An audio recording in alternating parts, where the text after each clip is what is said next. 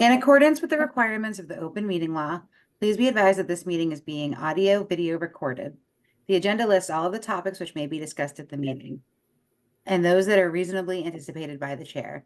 Votes may be taken from these discussions. Not all items may be discussed, and other items may be raised to the extent permitted by open meeting law. Please be advised that the town of Lunenburg utilizes Zoom platform as host for its hybrid and remote meetings, that the Zoom platform utilizes AI technology known as AI Companion to create audio transcriptions of meetings to aid in the subsequent preparation of meeting minutes, and that AI Companion is activated immediately upon launching the Zoom application. You are hereby notified that this AI technology may capture audio prior to the start of the meeting and or the following the conclusion of the meeting. Join Zoom meeting. I say if you're here, you've joined. There's the meeting ID. And okay, so then we would have the call to order. Pete hasn't joined yet, right? Okay, so do a roll call. Richard Bursch, Present. Mike LaRouche, Present. Mary Wilson, Here. Peter Stella. Yes, I'm here. Oh, Here. great. Perfect timing. Mowing the lawn. And then Chris St. Germain. Do I call him if I know he's not here? Yeah. Okay. Chris St. Germain. Running late. Jeff Viviano will not be here tonight. All right, so announcements. We have public comment.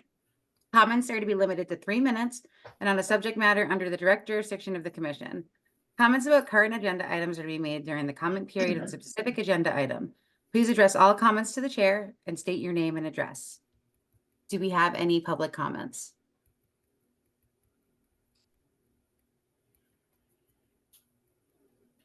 Seeing any hands raised.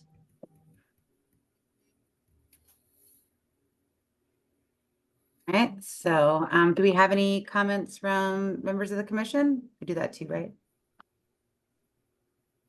If I may, Madam Chair. Yeah, absolutely. So I just wanted to give a shout out to the High School National Honor Society. 2 weekends ago, we had about 27 young people show up at Table Rock to work on a project there. We've been working on building some boardwalks through and across some sensitive areas to protect the areas and kind of channel foot traffic, away from those areas.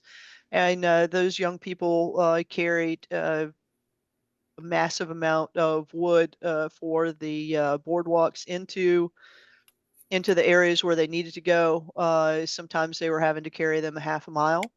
Some of the placement areas were a little bit smaller than a shorter distance than that.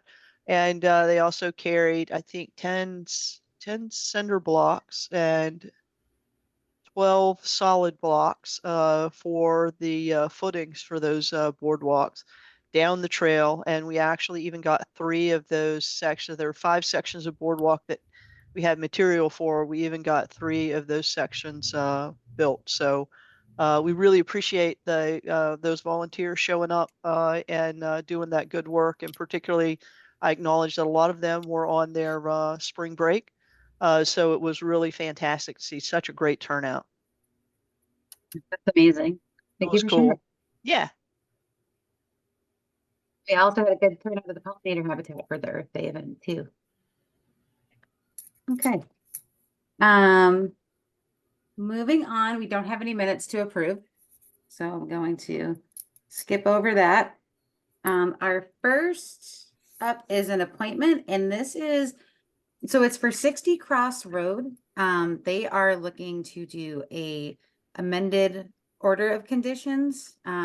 They're also under new public hearings, but I think that we're looking to maybe hear a little bit about what they're trying to do and see if we want to advise them to file for an NOI or actually, I don't, and we actually can't hear it, I don't believe, on the agenda tonight because I don't think that they got I don't think Logan was able to get the placement in the ledger on time. He just got it in on Friday, so that wouldn't be enough time. We're a day short.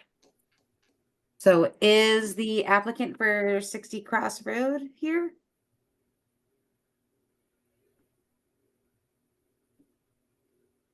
Oh, looks like they're not here.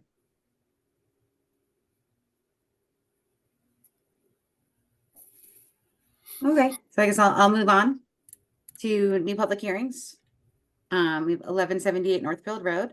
So pursuant to MGL Chapter 131, Section 40, as amended in the Town of Lunenburg Wetlands Protection and Municipal Bylaws, a public hearing on a notice of intent by Mary Paquette and Joan O'Brien for the replacement of an existing failed septic system, including work within the 100-foot and 30-foot buffer zone of a wetland resource area. This is on OpenGov, record ID NOI-24-4, and it does have a DEP number. Mary? Yeah, sorry for interrupting, Madam Chair. I thought we had a request from applicant on Shirley Lemonster Road who had asked to go Oh my first. gosh, yes, And I we made, did. okay. And I, I'm the outgoing chair and I told them last time that they weren't on the agenda and they were. It's just with our backup support, we didn't, it wasn't properly detailed. So I missed that. And I just wanted to make certain we were able to take care of them this time, if at all possible.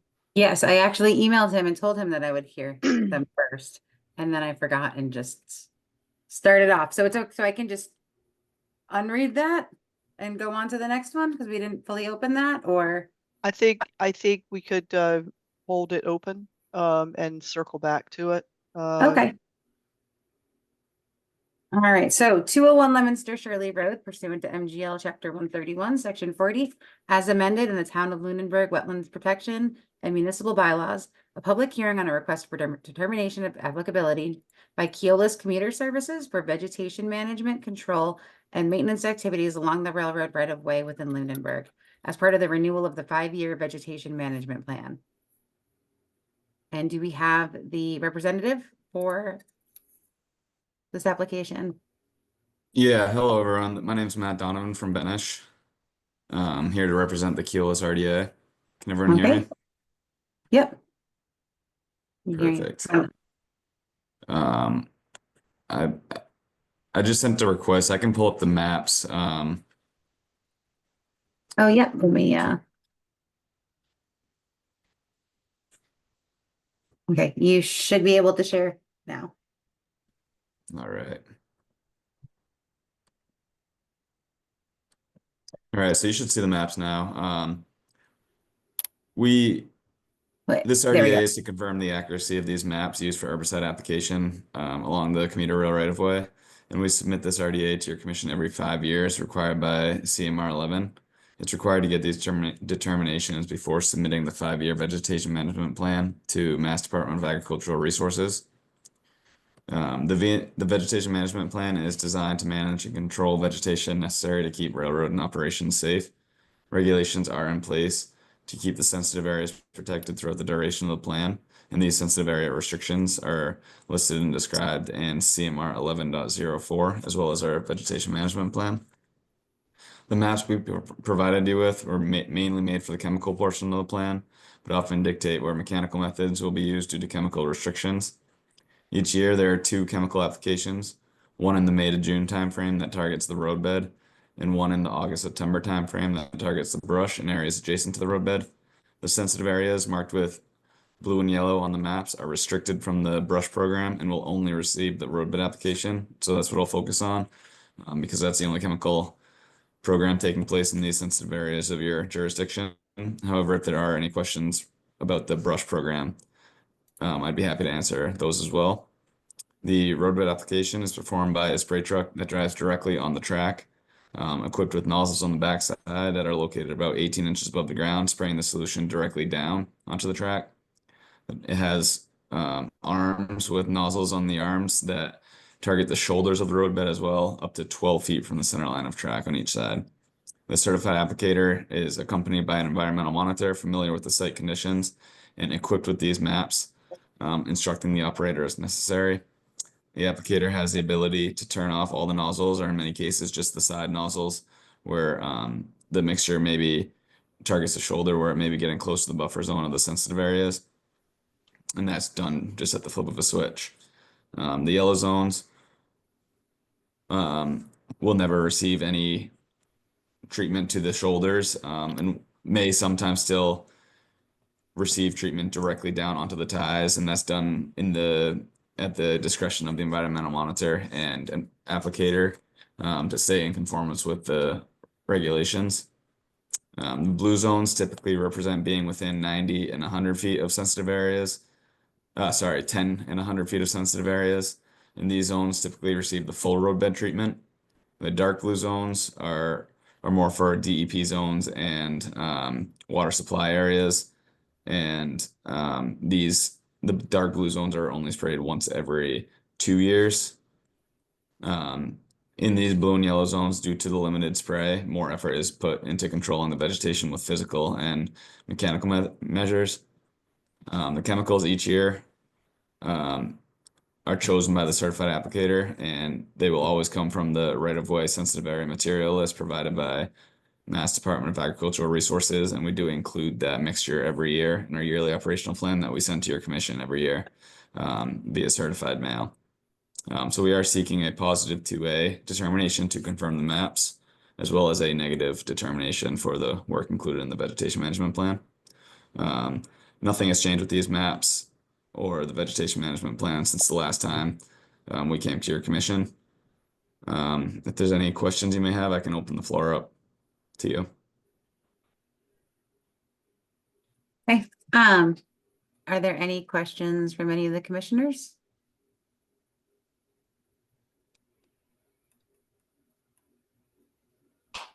Mary? Thank you, Madam Chair. I thought we had, and I was just trying to look it up, at our local regulation, a keep out of 30 feet for spraying herbicide by utilities. It wasn't clear to me from looking at the map if that had been taken into account. That wouldn't be taken into account. It would be 10 feet would be the setback for wetland areas, which is under the CMR 11.04 sensitive area restrictions. Are you saying that's a local bylaw? That's a local bylaw, yeah. So section maybe that did come up, actually. 10.6.1, it says under utilities, applications of herbicides shall not occur within 30 feet of a wetland or water body during the maintenance of a line.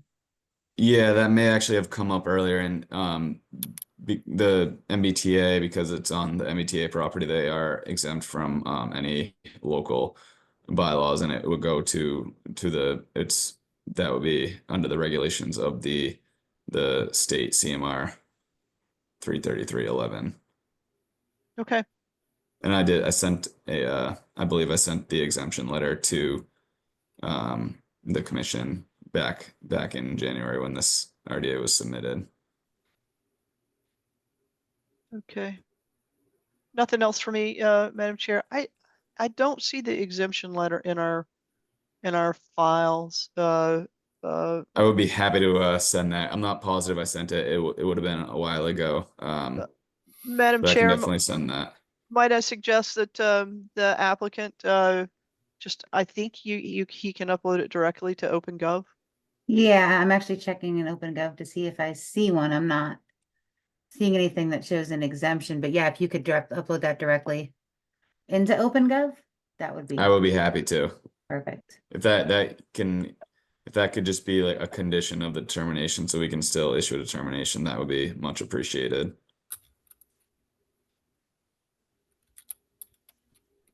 Thank you, Madam Uh, Chair. Nothing more for me. Do we have any other questions from members of the commission?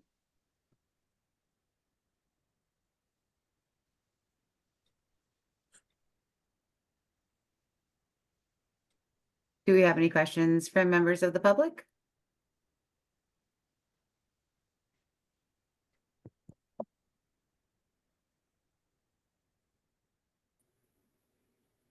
So as far as the applicant's request to approve this with the condition that we get that letter, how does the commission feel about that? I would be willing I to have make no a problem with motion. that, Madam Chair.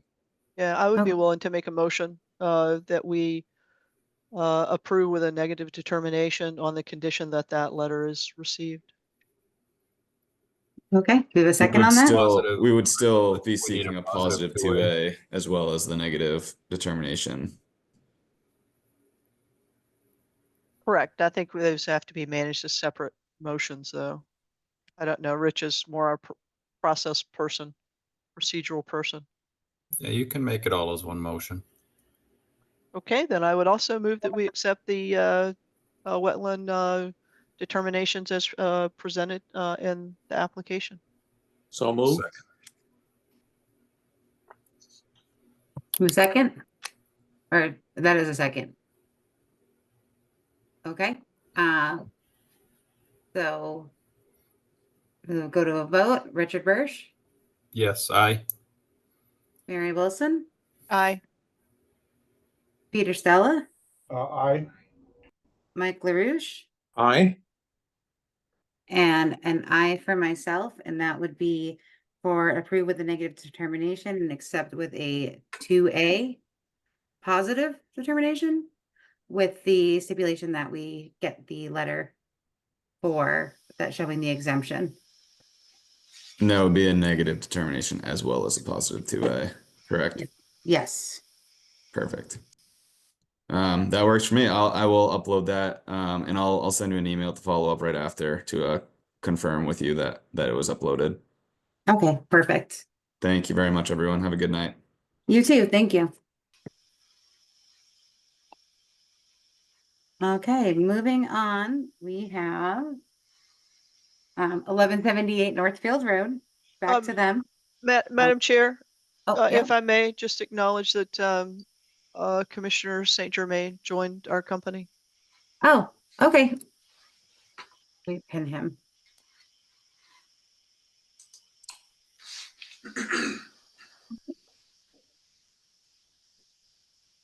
There he is, okay.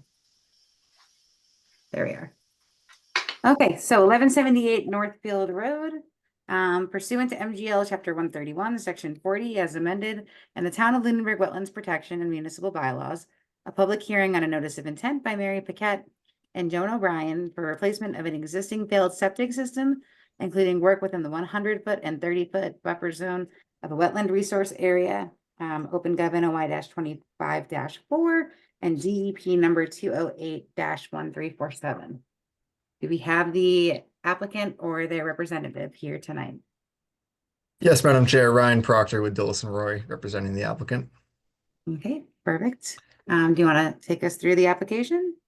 I'd be happy to. Would it be okay if I shared my screen? Yeah, let me make you a co-host. You are all set. Great. Great. Thank you for your time tonight. Again, Ryan Proctor, Dillis and Roy.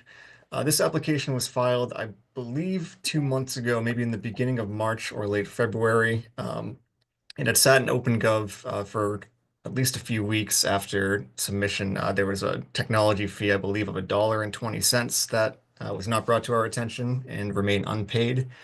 So once that was addressed, the application proceeded from there. So as was read into the record, the project involves the replacement of a failed septic system.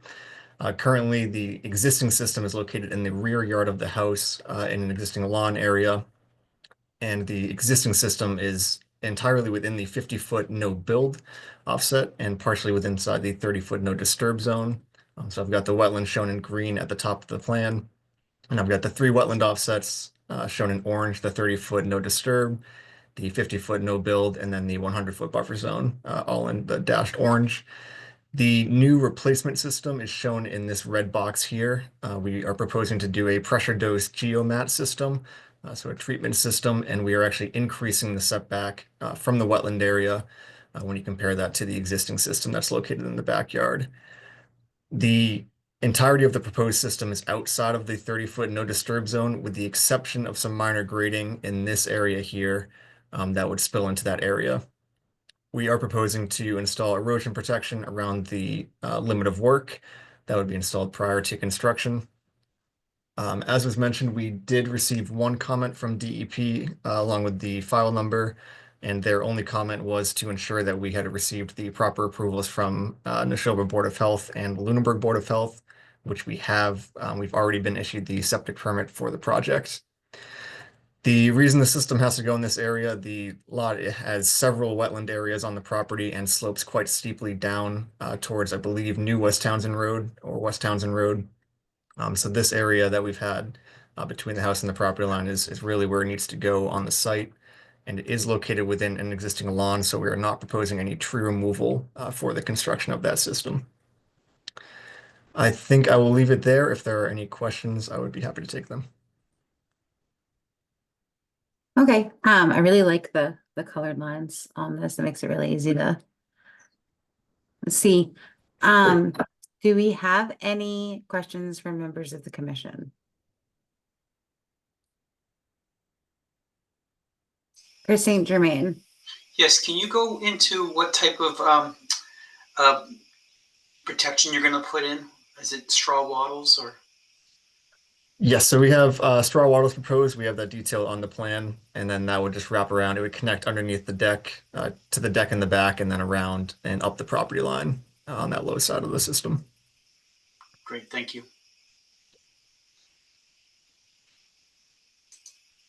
Do we have any other from members of the commission? Oh, Richard Bursch. Oh, I think you're muted. Ryan, you have a seasonal high water listed, but you don't have an elevation that I can find. Let's see. So this is the soil testing that we had. So I guess the high point elevation is 197.7 Okay. for an elevation. And how far, or what's the setback between high water and the bottom basin of the system? That is a good question. Let's see. So 197.7. And the bottom of the sand is, I think it's about 5 feet. The bottom of the geomat, 2027. Okay. So It's about 5 feet. Yep. Okay.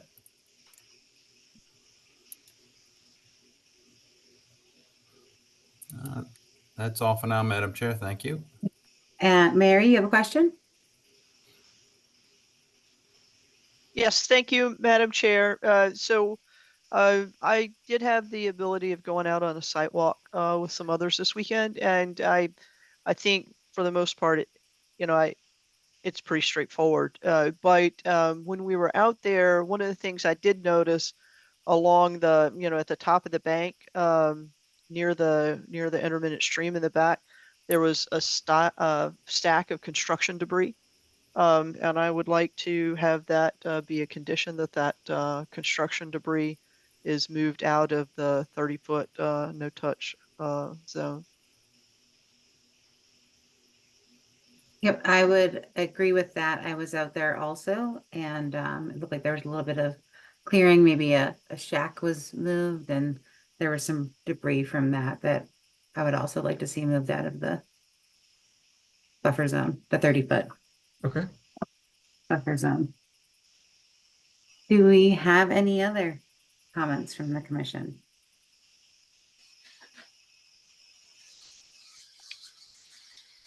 Do we have any comments from members of the public?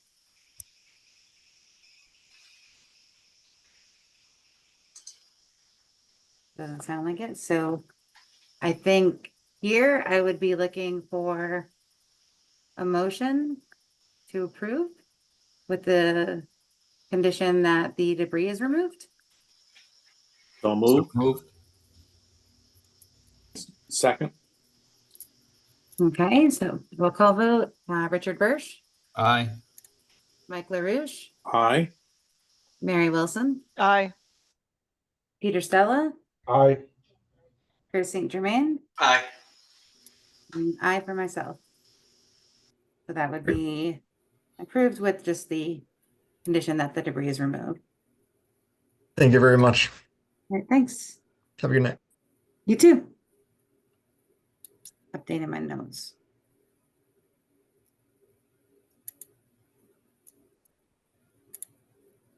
Okay. So our next hearing is 57 Round Road.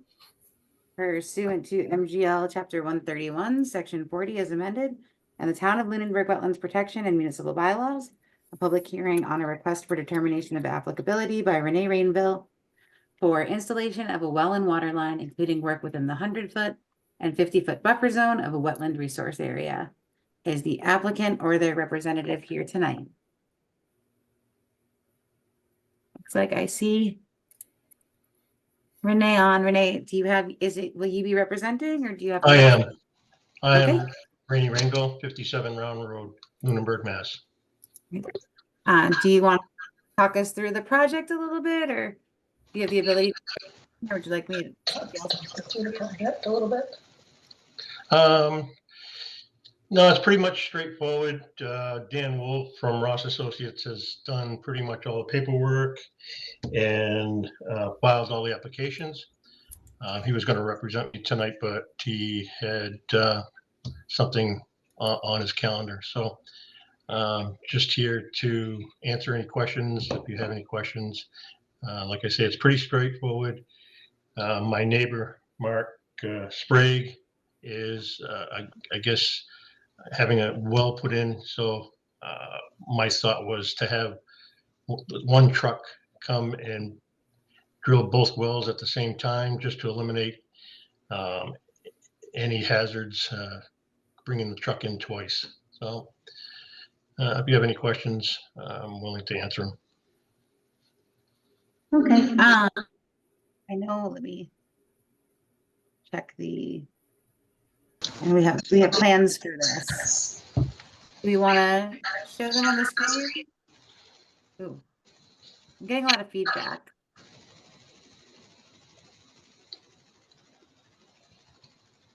Does anybody want me to share my screen, or would somebody else want to share their screen and look at it? I think conservation came over the weekend to take a look at the site.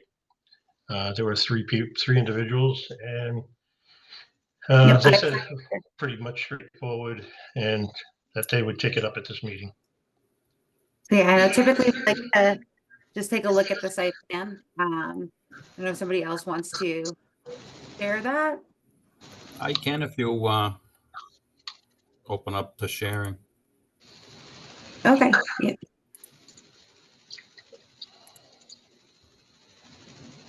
You should be all set. Okay.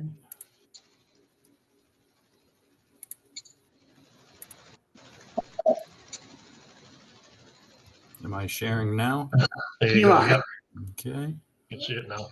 So it looks like this is the well that you're proposing right here, Rini? That's correct. Okay. And Mr. Sprague's is located about 40 feet to his property. So that one truck would be able to come in and drill both wells. Mr. Sullivan said he could probably do that 1 to 2 days. Then the truck would be taken out.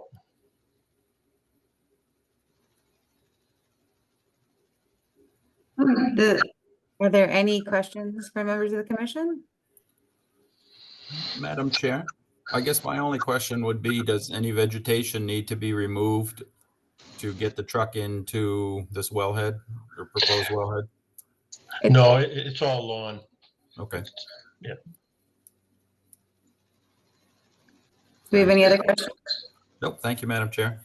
Thank you, Richard.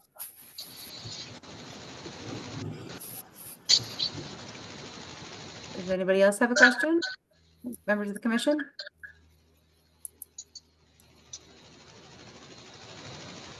Do we have any questions from members of the public?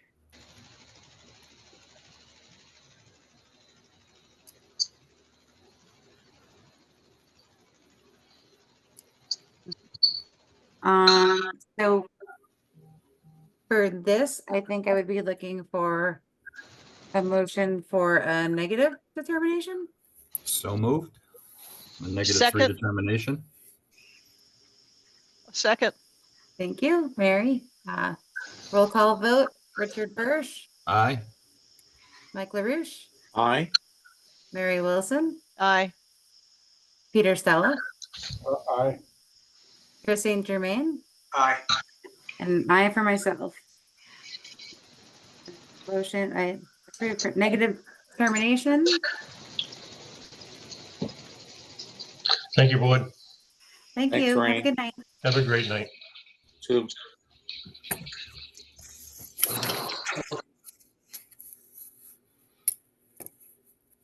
So up next we have 60 Cross Road, but we actually can't hear this one. I don't believe they're here, but also we did not get the ledger in on time. I am here. Oh, you are. So we had, was that Bill Hannigan? I just Yes. heard? Okay, so we had this on for an appointment earlier. Just to discuss it and see if it was within scope for an amended order of conditions. So we could open it and just discuss it, I guess. Yep. And, but we wouldn't be able to approve anything or vote tonight. Can you explain why?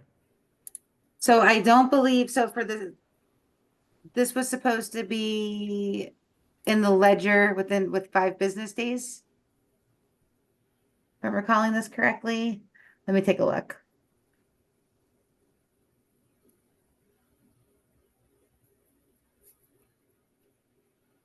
And Logan had mentioned earlier that he got it in for Friday, but today is Wednesday, so that wouldn't be enough time for it So it to, was only advertised on Friday. right. Got And it. today is Wednesday, so that wouldn't be 5 business days so for it to actually be a revised amended order of conditions, I believe it has to be advertised. So it would, Richard, is that No, I correct? agree with that. Yep, I Yeah. believe that's correct. It has to be, it's a hearing, so it has to be advertised in accordance to the open meeting law. Okay, so we Yeah, have but- no issue with hearing it right now, but just not, Well, no, you can't hear it. That's, we can't. it would be inappropriate. Yeah. okay. So, if this, so the question is that it was advertised to be heard tonight on the advertisement? No, I believe it was advertised to be heard for the next meeting. Okay. All right. That's good. Yeah. Okay, so, I would normally say that I would request to continue to the next meeting, but I can't even request to continue because you can't technically open it. Okay, Right, so, so I guess I'll see you at the next meeting. okay, sounds good. Oh, thank you so much. That makes it easy. All right, Madam thank you very Chair, much. Yes, I thought we needed to discuss briefly if we were in agreement that this would be just a modified order of conditions as opposed to needing a whole new notice of intent. okay, Finally. is it okay to do that while I we're think just we can without do that opening as under the appointment but we can't do the hearing itself. it? Okay, But under the appointment, we can discuss briefly if this will fall under the modified order of conditions. Well, I would actually ask whether it would even need an amendment because really it's just a change of the house style, not changing really anything in the plan itself. would it be okay for us to discuss that now as an Sure. appointment? Okay. Yeah, because All right, so you wanna- that's just really just an that's on the appointment with agenda an appointment with the commission, correct? So Yeah, so do you I want can to take I can bring the sketch up. Yeah, that would be great. So if you let me I mean, share, if you co-host. There you go. okay.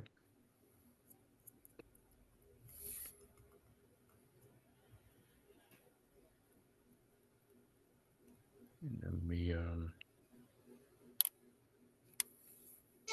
so I won't, this is the plan. I won't bring up the plan, but I'll bring up the sketch. This Okay, is, the red is what was originally approved. And the black, the new building plan is what is now going to be built. Okay, So it's essentially, we're keeping outside of the no build zone, the no touch zone. All the grading essentially remains the same. Nothing's changing with the utility connections. It's just basically just different house style than what was originally proposed. Smaller, more compact house. This is a deck too. This is not part of the building, so the building is actually only up to here. So it's a little bit further back, but it's in a smaller footprint. Smaller footprint, correct? So I mean, the commission could make the decision that it doesn't need an amendment to the order, that this is just basically us notifying the commission that we're changing the house style, and we would pick it up on the as-built plan for the final review. Do we have any comments from members of the commission or questions on this?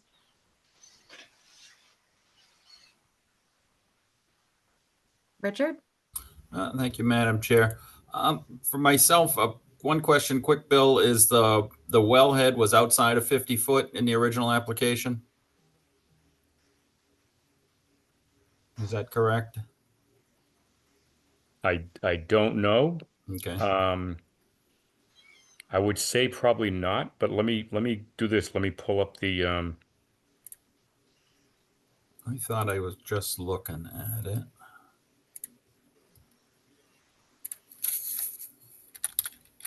I am looking at it. It looks like it was outside of it on the original.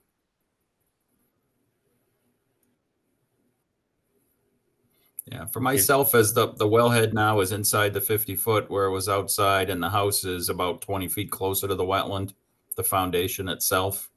I do think that this would qualify under a modified order of conditions, but I don't think it needs it's still a single family home. The envelope itself is still roughly the same within the buffer. So I don't think it needs a new notice of intent filing. But we should move forward with the modified notice of modified order of conditions. Okay. an amendment. Yeah. Amended, I'm sorry. All right. So I guess I understand what your questions are regarding the well. I'll try to find out from Chris. I think that might have been an Ashoba requirement that it got moved during the process, but I could be wrong. He's not able to make the meeting tonight, so I'm kind of jumping in. So yeah, if we could just be moved to the next meeting, we'll come in and go over these questions. And now I know what the questions are going to be, so I'll have answers for those before we get here. Okay. Does anyone, Mary, you had your hand raised. Do you want to add anything? Madam Chair, no, I was just gonna ask the same thing that Rich was gonna ask. Okay. Do we have any other questions that we might want to address now before he comes back? So, I guess we will see you at the next meeting. Yes. Okay. Thank All you so right. much. Thank you very much. Have a good night. You too. Okay.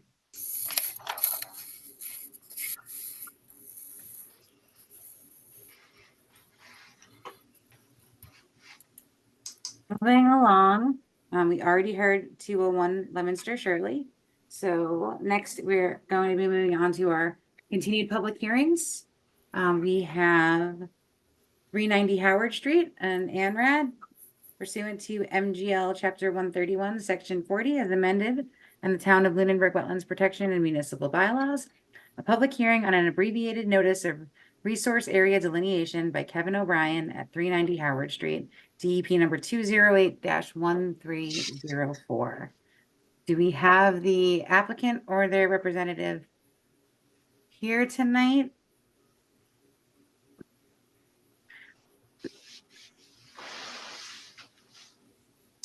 Doesn't look like it.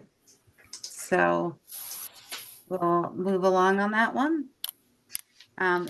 Next is 221 Electric Ave. Oh, did I hear Yeah, Madam Chair, we should continue it. oh yeah. We want to, so we'll motion to continue I make a from, motion to continue to 521. have a second? Second. Okay, roll call vote. Richard Birsch, Aye. Mike LaRouche, Aye. Mary Wilson, Aye. Peter Stella, Aye. Chris St. Germain, Aye. An aye for myself. Okay. 221 Electric Ave asked to be continued to 521. Make a motion to continue 521. Second. Second.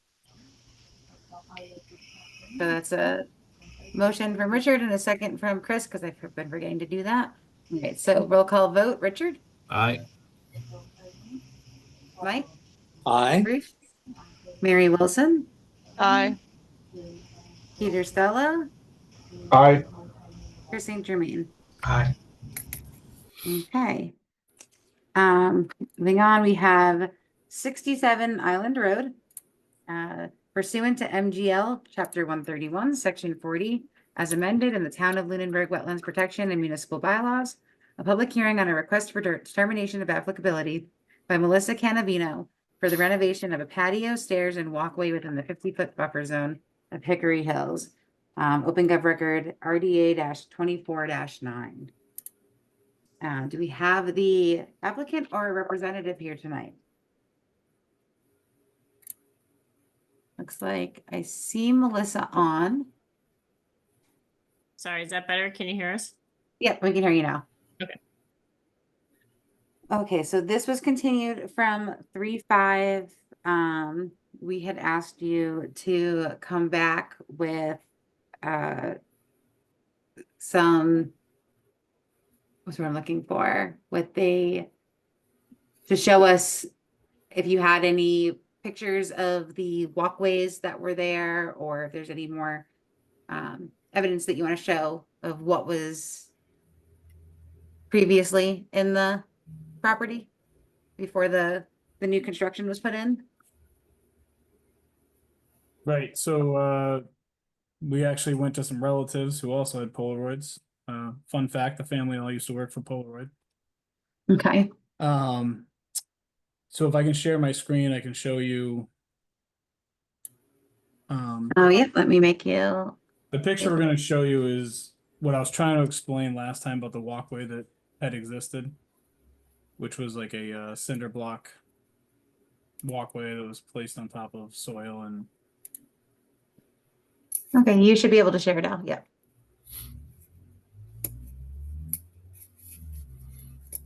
Make this a little bigger for you. so you can see the old, you can see that image, I presume. Yep.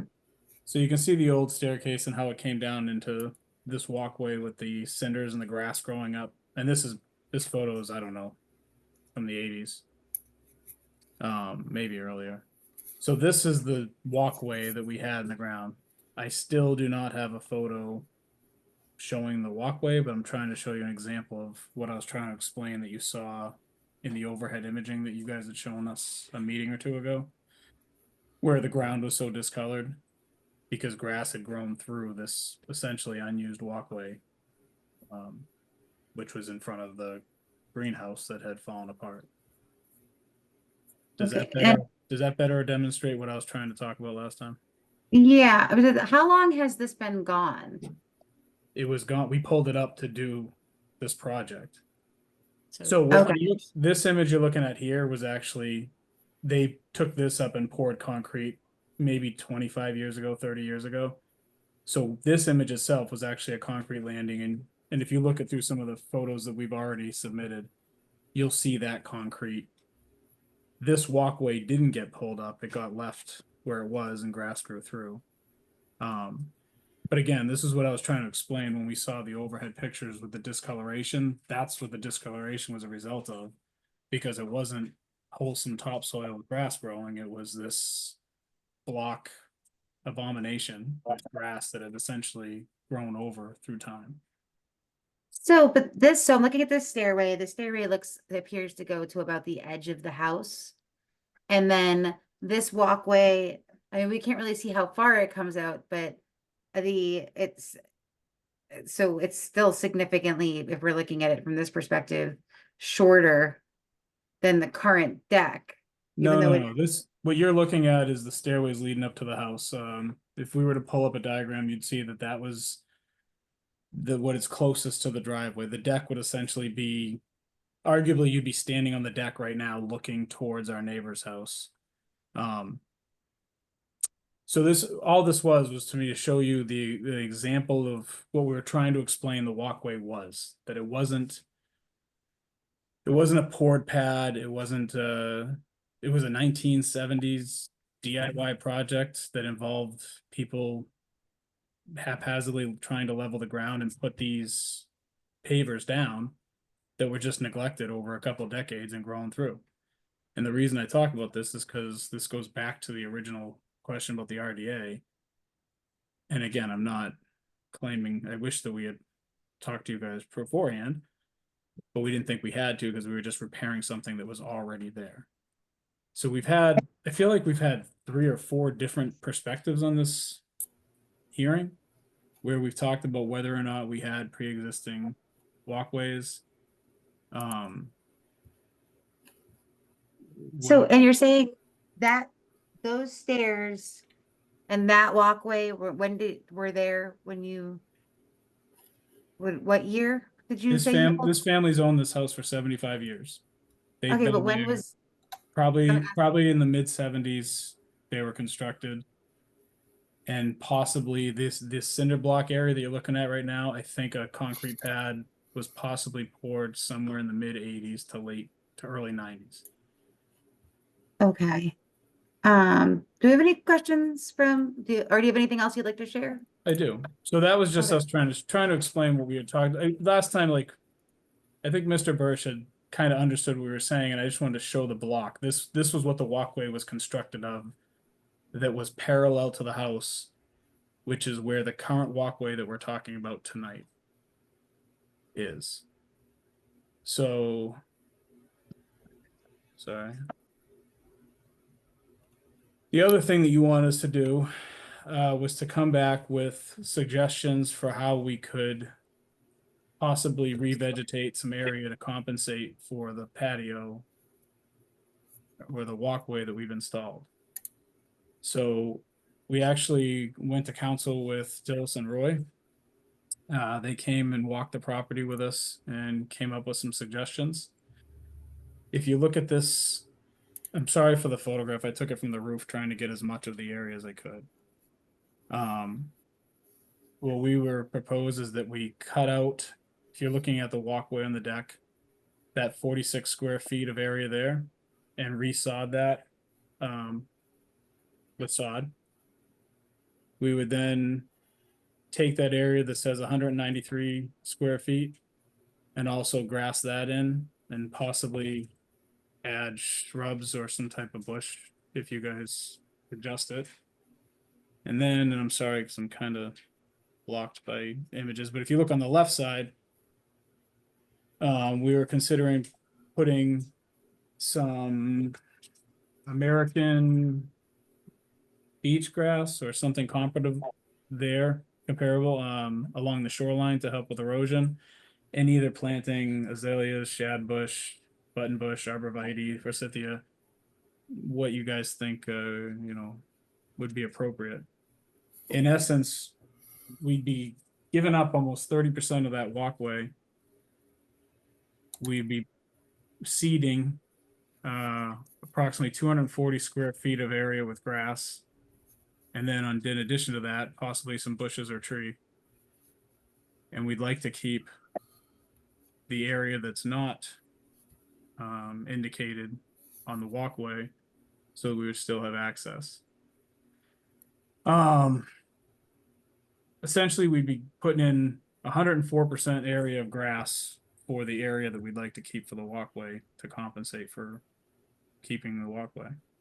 And again, the intention of the walkway isn't for aesthetics. It's for the 81-year-old homeowner who, the whole reason we put this in was because the yard pitch is so bad, she wouldn't have even terrain to walk on. So it's really about safety. It's not even about aesthetics. So we're looking for some guidance on how, what types of grass we can put in, what types of bushes or plantings are appropriate, and how we can schedule that with you. Thank you for sharing. Do you have anything else that you'd like to share?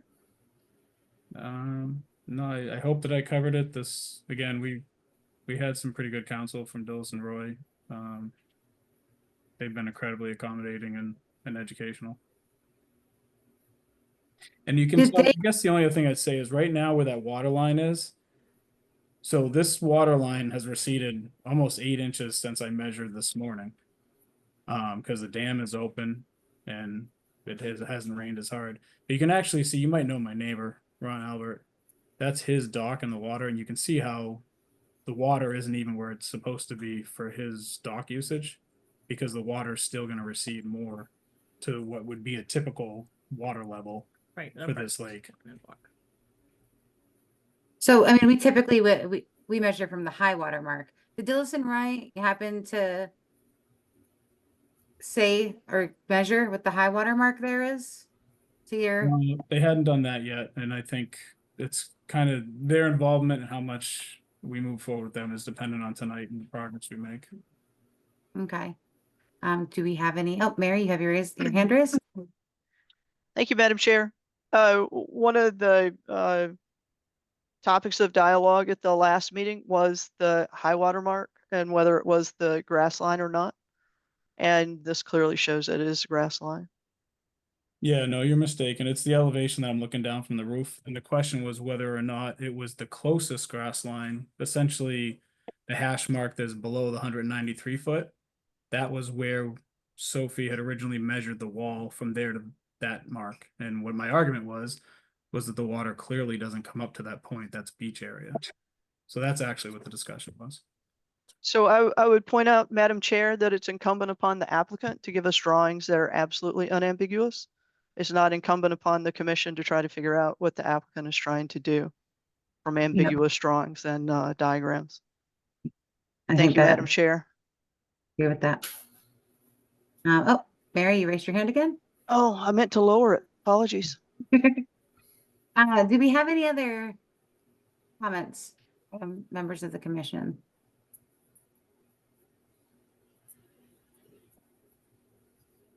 So I actually have some pictures that I had found.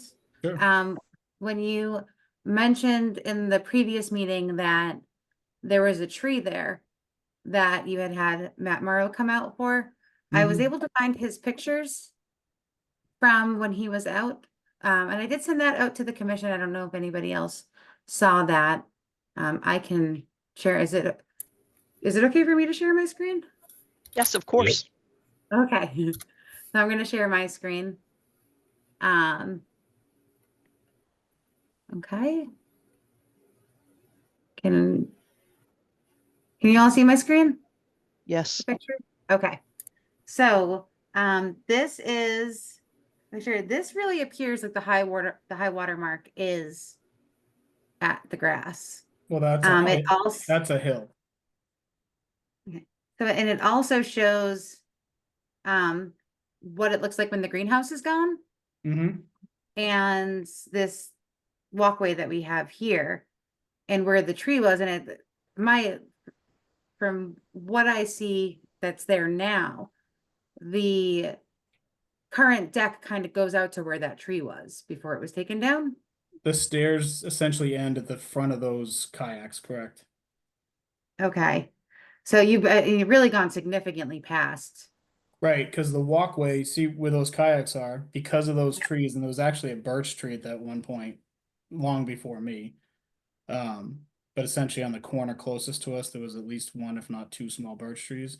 So that's why their walkway went to the end of that concrete and then across underneath the kayaks to the other side of the other walkway.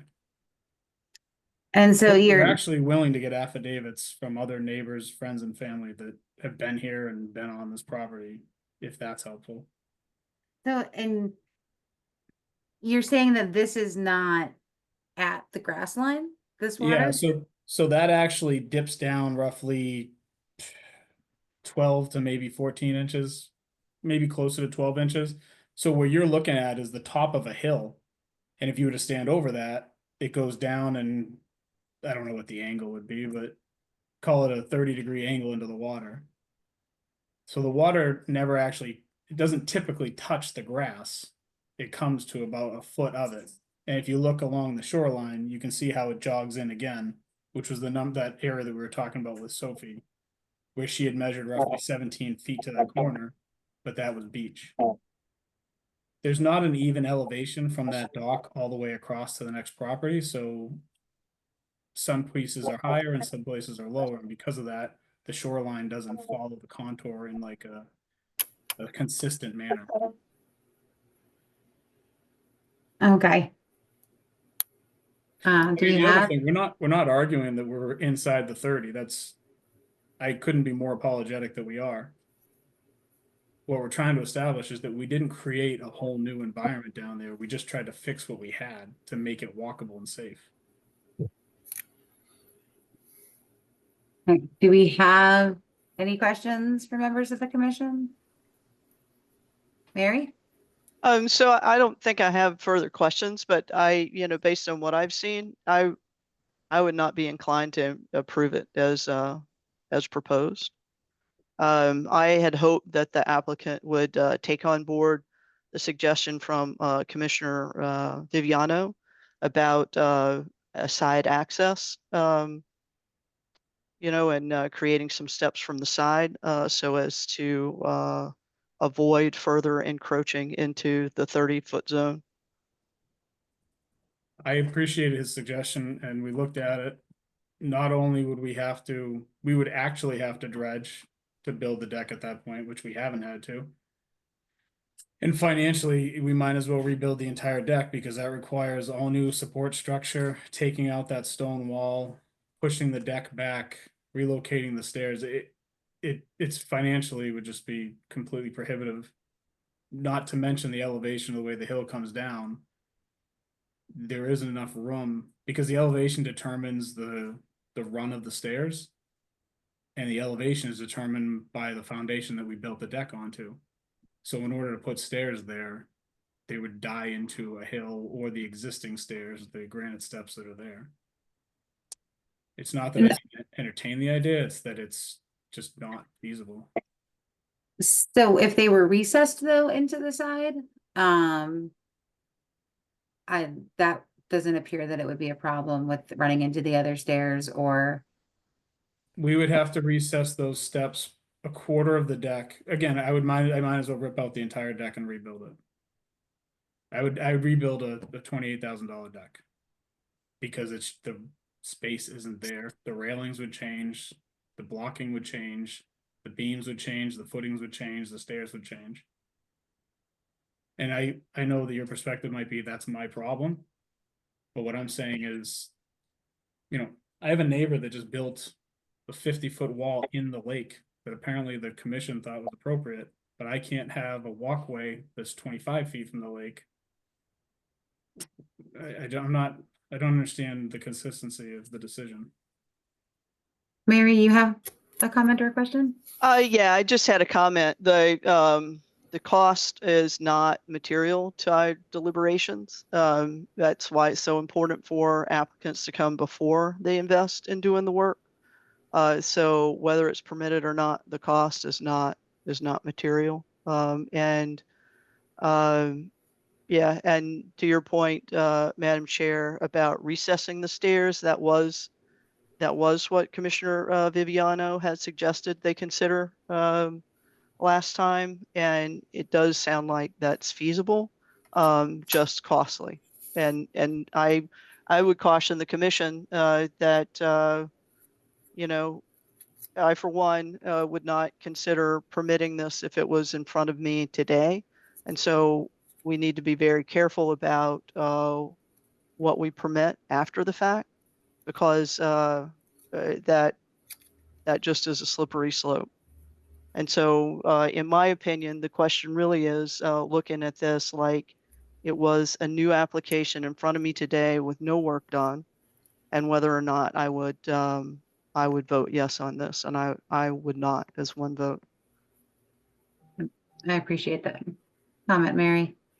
I would like to add that when you had mentioned that you went before, when you had spoken to Matt about having that tree removed, that tree is around the area where the deck is. So you did request permission to have the tree removed.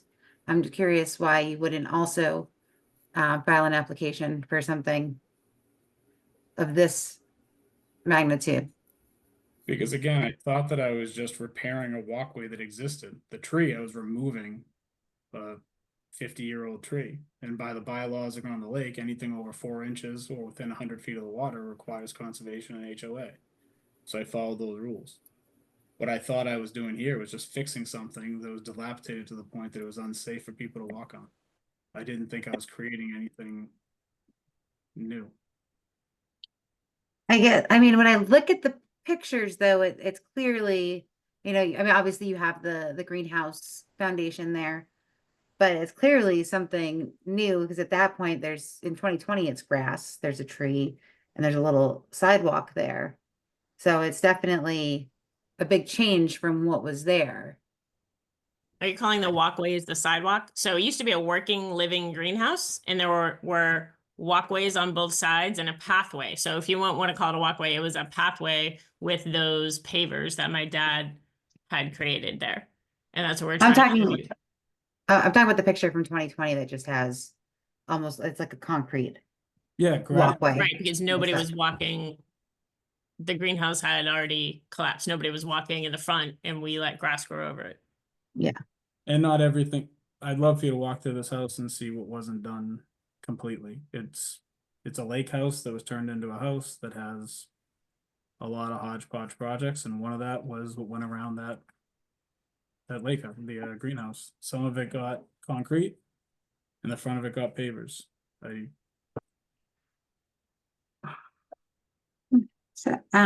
So I think at this point, I'd be looking for kind of which way the commission is leaning here. Don't do maybe a straw poll of some sort. Start with Richard. Where are you? Yeah, Madam Chair, I would agree with the sentiments of Mary as far as the stairs should be recessed. Unfortunately, the pictures I've seen make it less and less likely that there was a working walkway there at the time of the construction.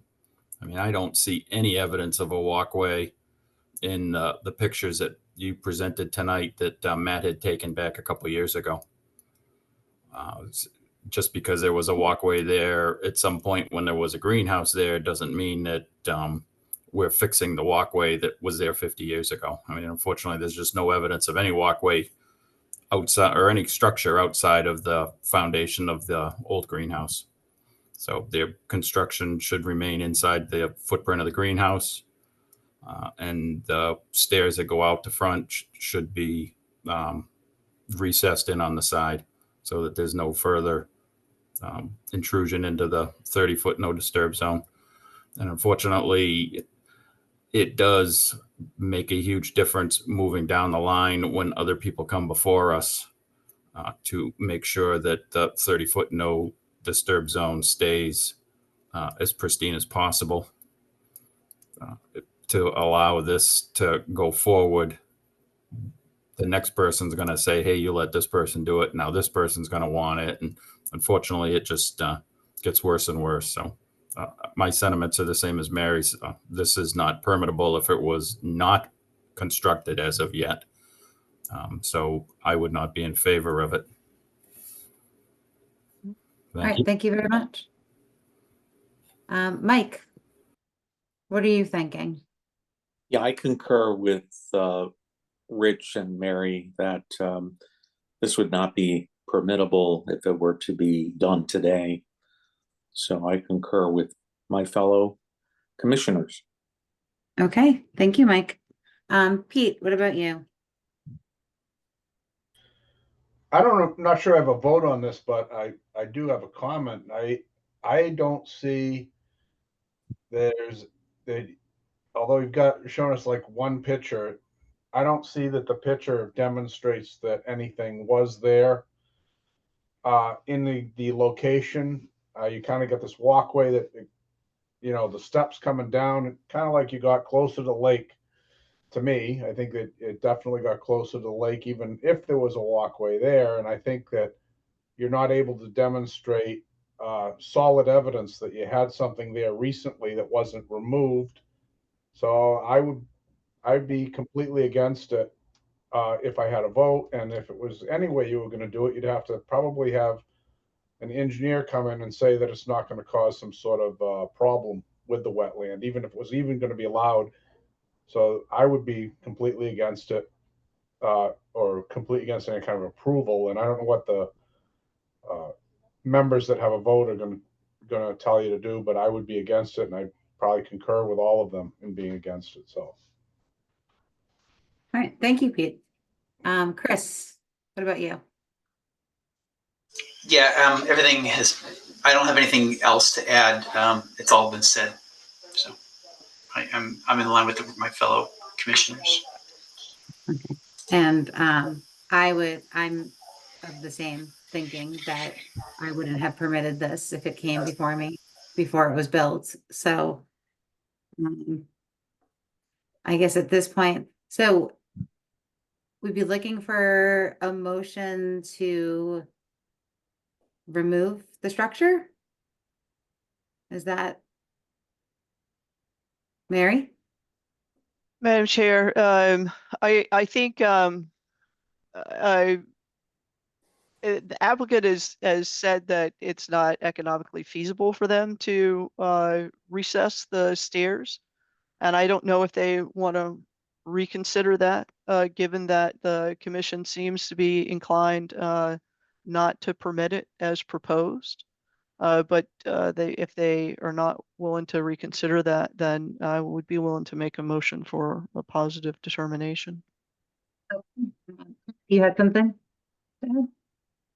Could we be given the opportunity to continue to work with Dillis and Roy and maybe come back with another solution or offering to you?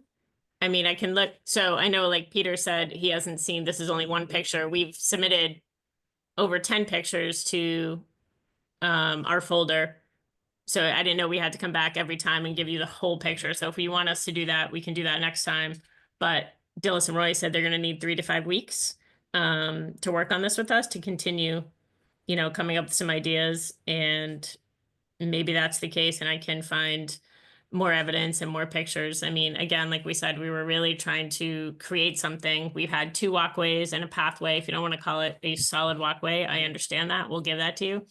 But I think we're trying to make feasible, reasonable recommendations here we had a walkway. We had 2 walkways that were concrete. Those are there. You can see that. So I don't want to rip that up. But if you're talking about losing the entire front, I don't know. We're trying to, and I understand about the precedent we're setting, but that's not what we were doing in all honesty. So can we go back and work with Dillis and Roy, or like, what are the other next steps before we come to a final determination? All right, so let me, Chris, did you have something you wanted to say? Yes, I strongly think that's a good idea. I think a lot of your designs have been we just haven't gotten good measurements and accuracy out of the pictures. I think you should engage with Dillis and Roy. They've come to us and come in front of us with a lot of different scenarios, and it does work we work well with them. So I would, before tearing, removing it, I would give Dillis and Roy a shot, see if they can come up with anything that's solvable. Is there any interest or benefit in us asking them to look at the impact that it did? Like Mr. Stella had said, having an engineer take a look at this and tell you whether or not it actually has an impact on the lake? Well, the issue is that it's in the buffer zone. It's encroached into the buffer zone.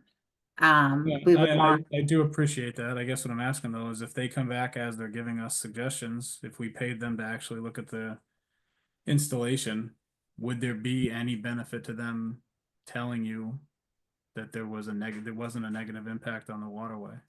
Would that change anything? Speaking for myself, I would want to see the structure in the same footprint that it was before.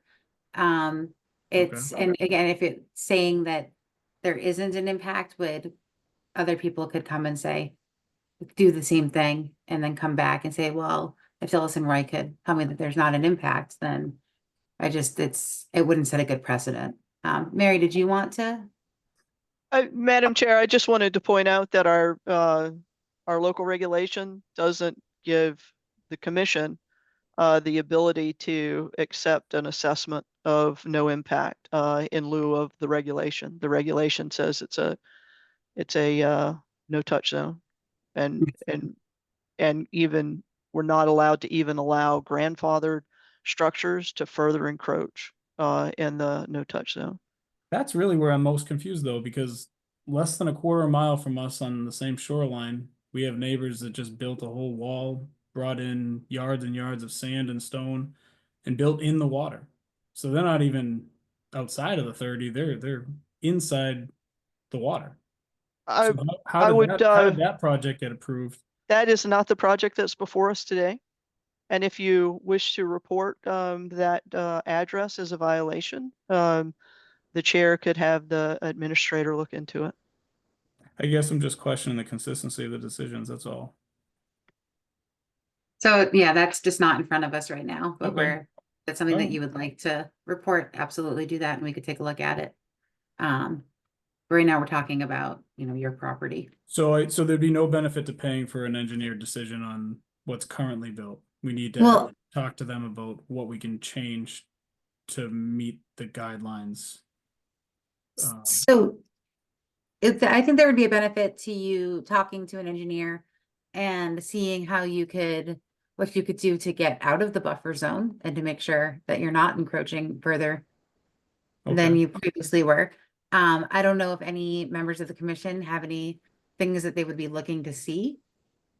I guess we that's want- really what I'm asking, because as I employ them, I want to make sure that we're moving in the right direction and spending money efficiently. So I'm just asking if you guys could just give us some direction on what we should request from them, because you're more familiar with this than us. Does anyone have any thing that they've Mary? Yeah, so I would be looking for basically for the footprint to be dialed back to the pre-existing footprint. Okay. And by that, the block wall of the previous greenhouse. I mean, we have seen photos of the greenhouse that was there. We have seen photos of the walkway on either side.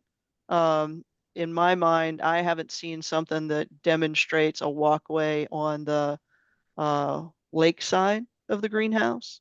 Okay. And so I would be looking for something that dials the deck back to the block wall pre-existing footprint, and any walkways to be consistent with the walkways we saw evidence of on the, either side.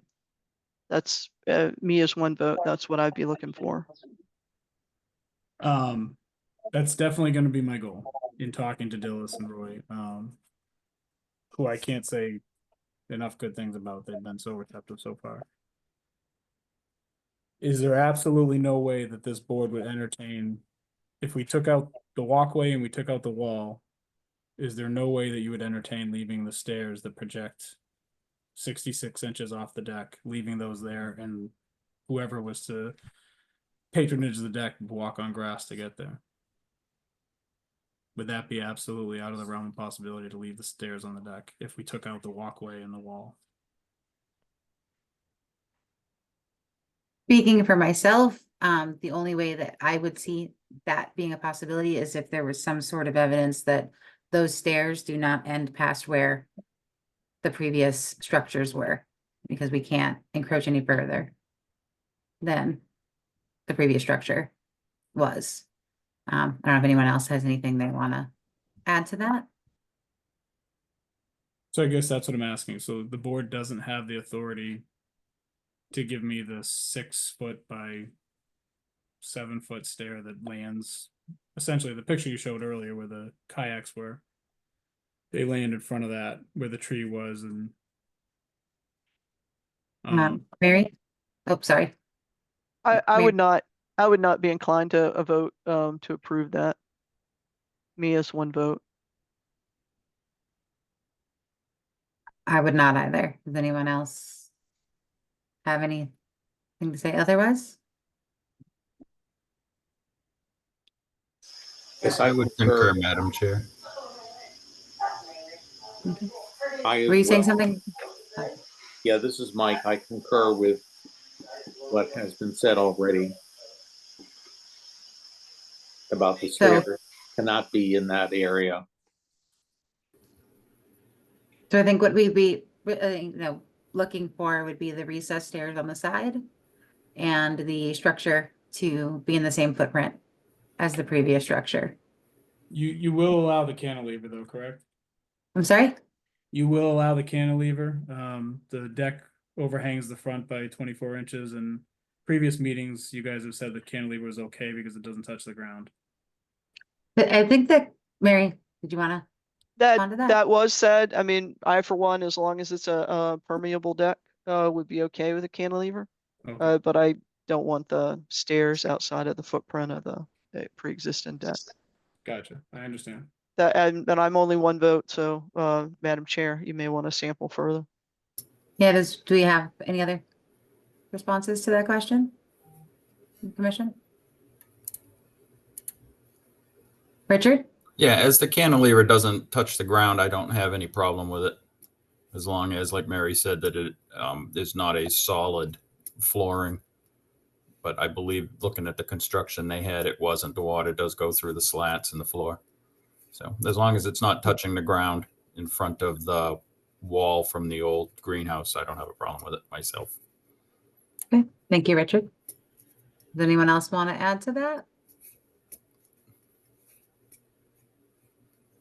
Madam So- Chair? Yep, Mike?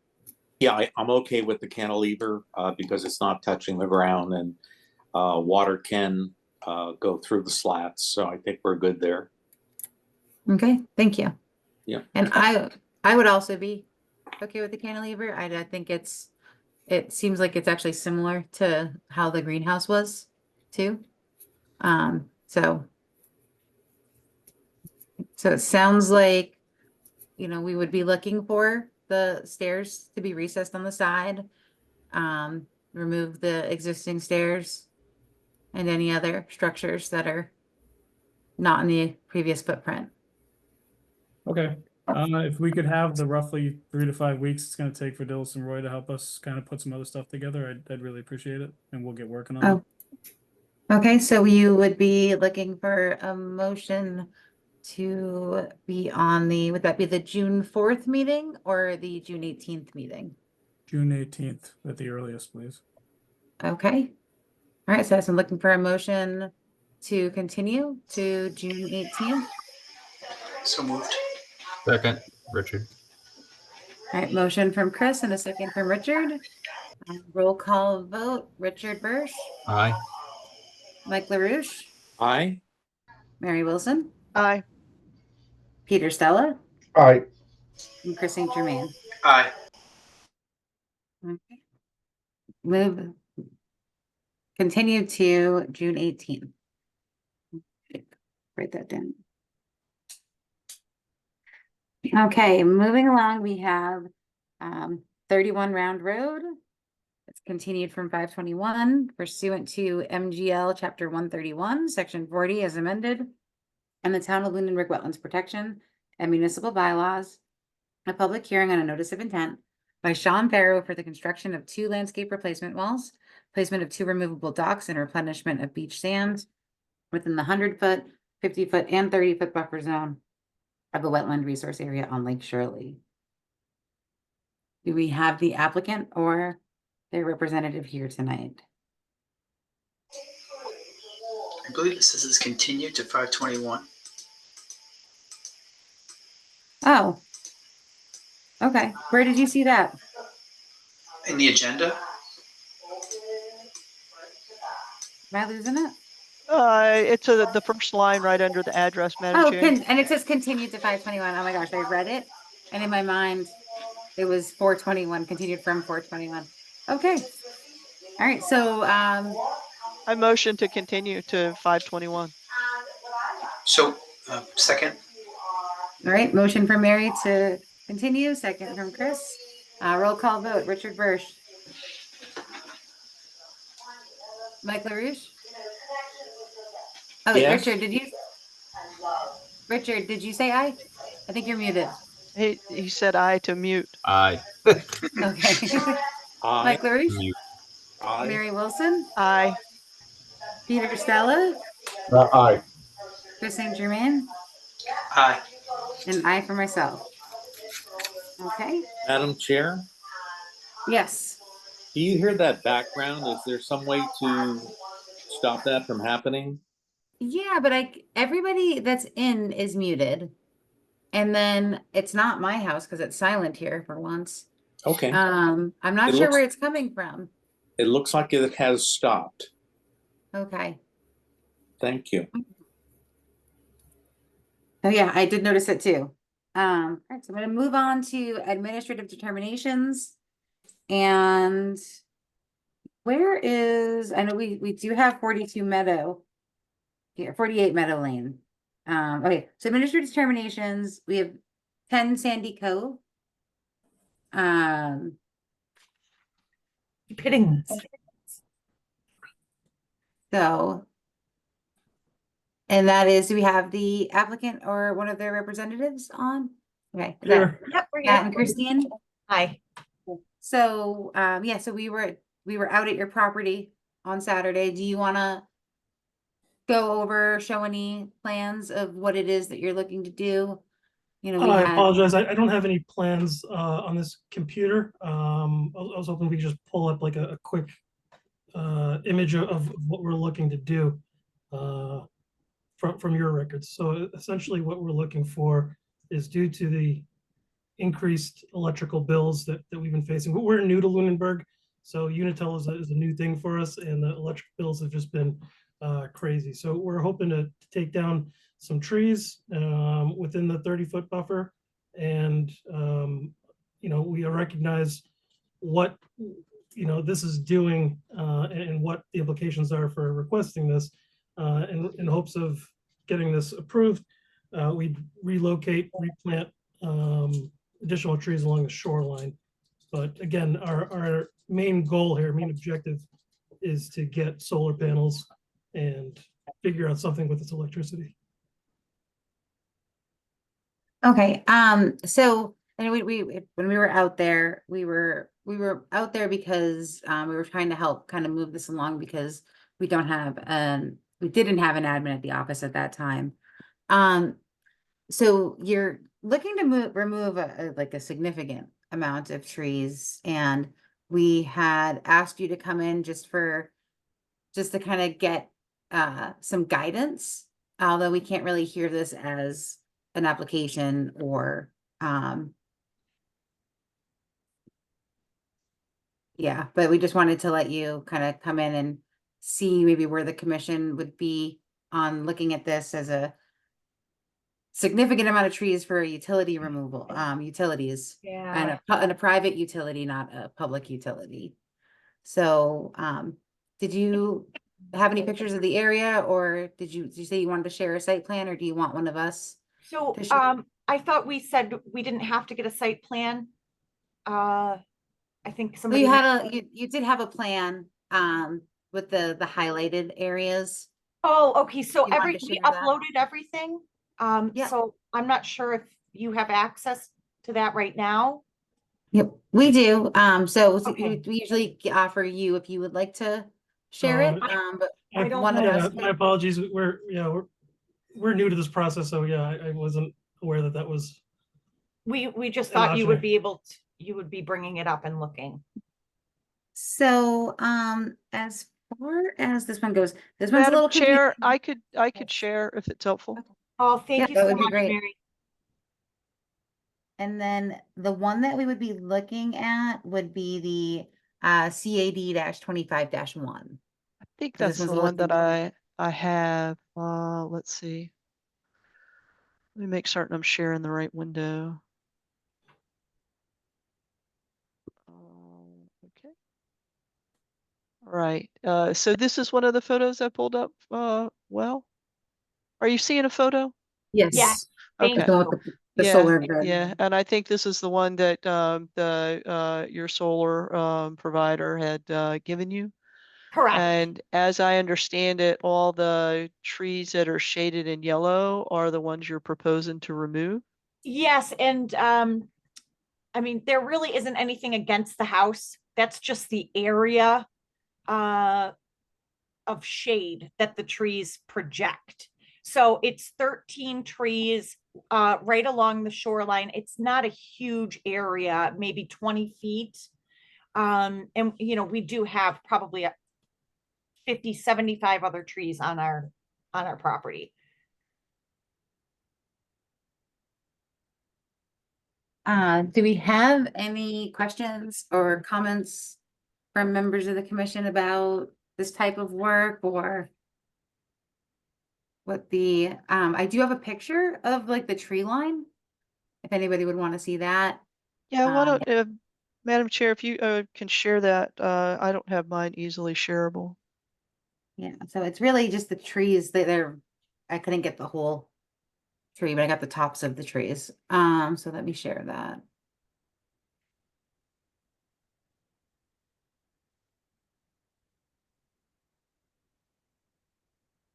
Oh, okay. So this is a photo of, because you don't get too far back from the trees, so I was trying to get a view of just how tall these trees are. This is, you know, pretty high up, as you can see. So they are, and I think, do we think it's this about image is a little off to the right Yeah, of this our is- plan. I think we're off to the left of this image as far as what we're looking to do. I do know the tallest tree is 100 feet, Okay, but there are other trees that are not even close. okay, so this is, I uploaded a number of photos. I'm so sorry that I didn't have it ready on here. Yeah, it's somewhere in there. Chris, did you have a question? Yeah, I actually have a good photo that I'd like to share if Oh. possible. Okay. Thank you. Yeah, let's see. Can you enable me? Oh, absolutely.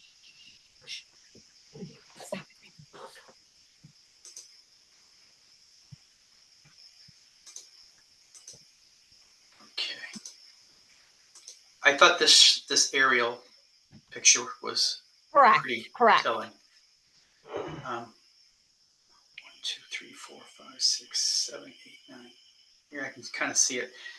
Yep. Yeah, Yes, that's correct. There's certainly some significant trees here with some girth, but there are again several very Young. thin, thin trees that could be probably just pulled down by hand.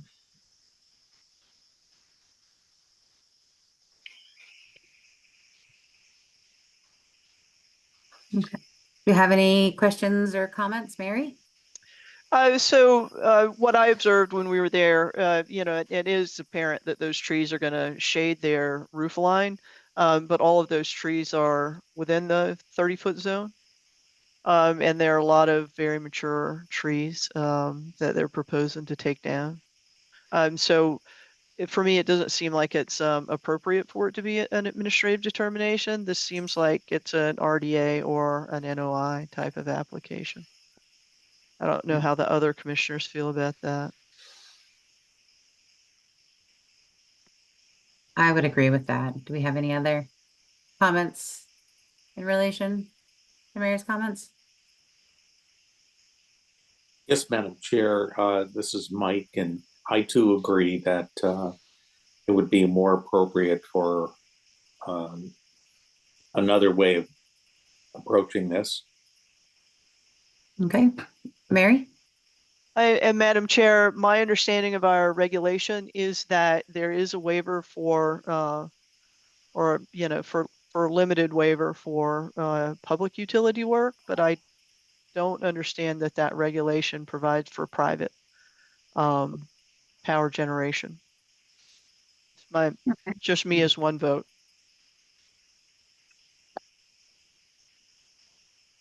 Okay, does anybody else want to add to that? Did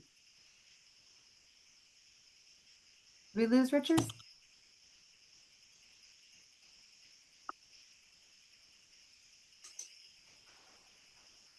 So, so if we were gonna be recommending, would we be leaning toward an RDA or an NOI? Mary? Madam Chair, it's your meeting and your call, but I almost wonder if we should do some type of straw poll, before, because at least in the time that I've been on the commission, I've never seen the commission allow this, much of extensive tree work within the 30-foot no-touch zone. It's called the no-touch zone for a reason. We just had some people on, a meeting who did something much less, offensive if according to the regulations, right? That we said, no, we're drawing a hard line in the sand on the 30-foot no-touch zone. So I would hate to send these people away to do another application only to have them denied, if that's, where the commission's mindset was. But that's just a recommendation. Yeah, Well, thank you very I much. think that's an excellent recommendation. So if we do a straw poll, I would like to, Mike, where would you be leaning? Yeah, I guess it's a hard ask to remove this amount of trees, even though I can understand that, if your electricity is too high, here's an option for solar to help you. But unfortunately, the regulations aren't there yet for us to be able to do that. So until that changes, I think it's going to be hard to remove all of those trees under our regulations that we have in order to accommodate this application. Okay, thank you. Pete, Stella, how are you leaning on this? I think I have the same situation just mentioned by Mike. The regulation doesn't really allow for it, and we have to abide by what it is, regardless. I mean, I think it might be just a waste of money for them to try to do what they're trying to do. Perhaps so. Okay, thank you. And Chris St. Germain. Yeah,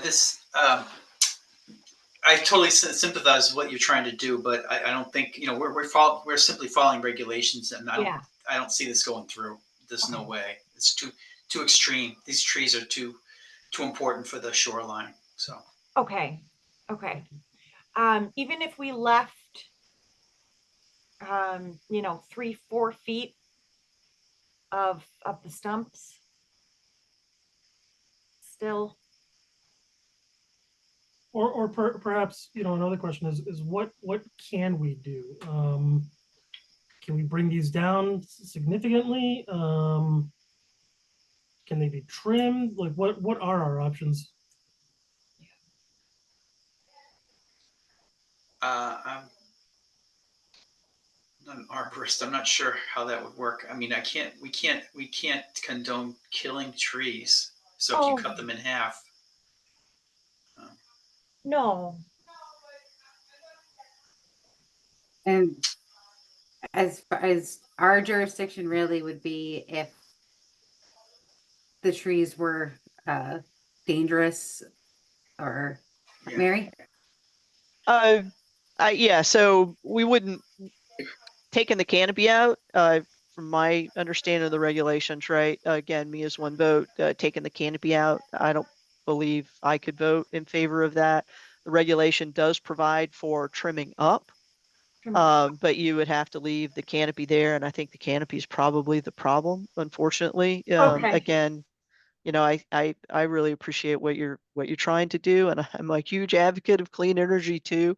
So I hate having to say no, but I just don't see any way from my own read that the regulation would permit me to vote yes on something like this. Okay. Understood. Okay, that's fine.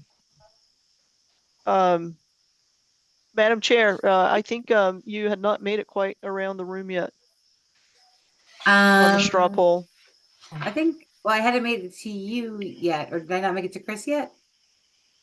Well, yeah. Richard's gone. Oh, Richard's gone. I was interested in Rich's So opinion. am I. I'm very bummed that he's gone. But yeah, I've been waiting for him to try to come back in. Has not. No. So the current straw poll would be, and myself, I would, it's just not in our jurisdiction Okay, to okay, Right. that's okay. pull these trees. So, Okay. we um, understand. okay. Oh, Mary?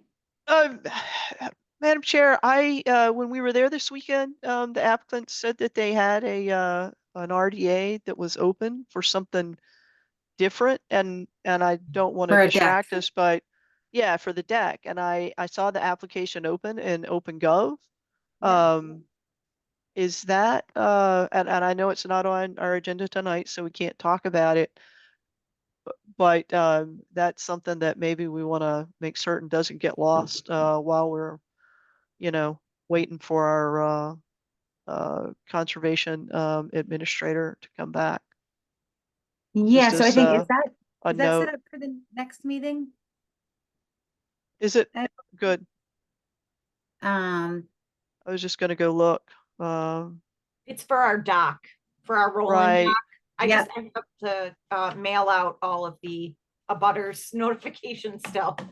Oh, okay. Oh, Okay, okay. good. I was worried that it had been languishing there for a while. Okay. No, I still have to mail it. Okay. Good enough. Okay, yeah. Sending well. Thank you all very much. Yeah, thank Appreciate you it. very much. Understand completely. Thank you. Have a good night. Thank you, you too. Bye-bye. So the next thing, these agendas are different because Logan did them. So we have 7 Park Street Terrace, but that's just waiting for Sophie. Then he has the next 2 things are. We have 791 Leominster Road. Oh, is somebody saying something? I just unmuted for 791 Leominster Road. Oh, okay. Apologize. Yeah, so I thought it was like at the town hall, so I was just sitting in my car from the Zoom. okay. Apologize, So, I'm in the dark. yeah, so this one, has Sophie been out to look at this one? Let me.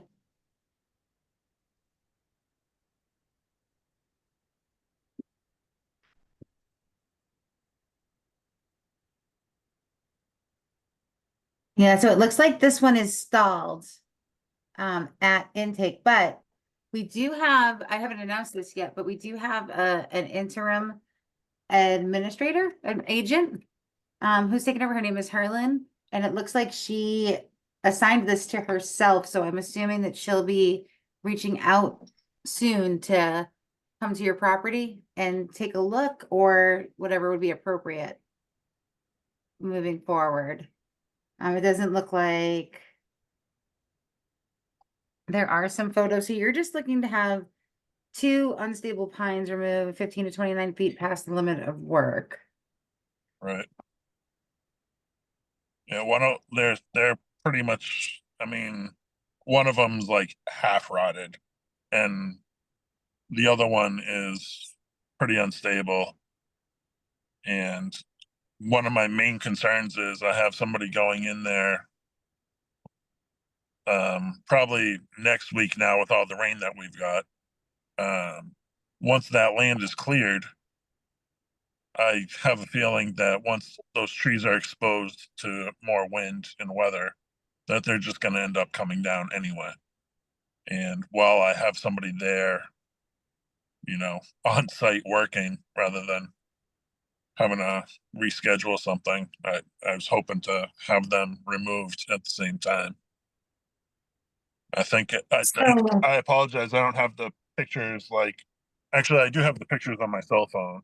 Like I did upload pictures of the tape measure inside the trees where it's I forget what it was, like 8 or 9 inches. The tape measure went in without any problem. Mary, you have your hand raised? Madam Chair, just as a point of order, I think, and I apologize if I just spaced out and didn't hear it. I think we need to have the applicant say their name and address. Oh my gosh, yes. Can you say your name and address? Sorry. My name's Stephen Bedertha. I currently reside at 81 View Street, Fitchburg, Massachusetts. Okay, and you're here for 791 Lemonster Road in I'm here Lunenburg. for 791. Yeah, we're looking to build our primary residence there. And so I know, so this is on, there's a single family home being constructed there that was approved at the planning board. It looks like, so you said you're having it cleared and then you're looking for those 2 trees to be removed. Yeah, Before I mean, that's yeah, done? they're just. Sorry, could you repeat that? So so you're looking to have the trees removed before the area is cleared or while the area is cleared? While the area is being cleared. Okay, and these 2 particular trees happen to be in the buffer zone, but the other area that's being cleared is not in the buffer zone. Yeah, the other area is fine. I mean, they're just going to be a hazard eventually, and they're eventually going to end up falling. And I'd rather not have them fall on a brand new house. Mary, you had your hand raised? Madam Chair, yeah, I just wanted to clarify. I think the issue here is that it's outside the limit of work.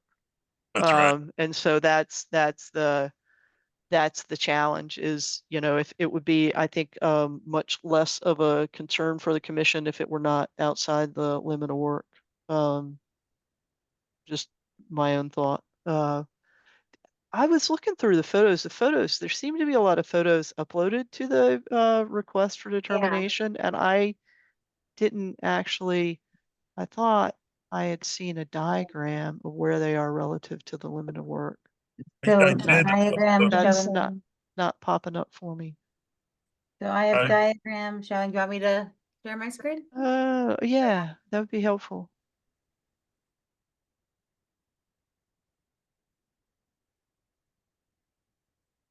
Okay, can you see my screen? Yes, that's what I was looking for.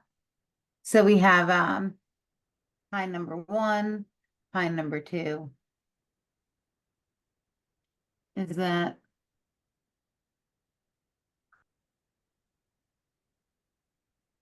slightly outside the limit of work? And while I'm in here, I could also show some pictures. Madam Chair, the assessment of how far they were outside the limit of work wasn't clear to me how you came to that conclusion. Oh. Hold on.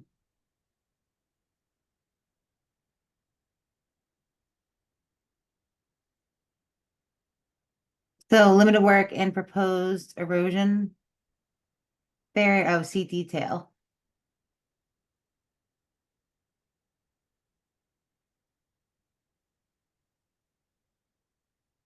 So this. But the tree is this. I had assumed this was the tree. Stephen, you're on mute.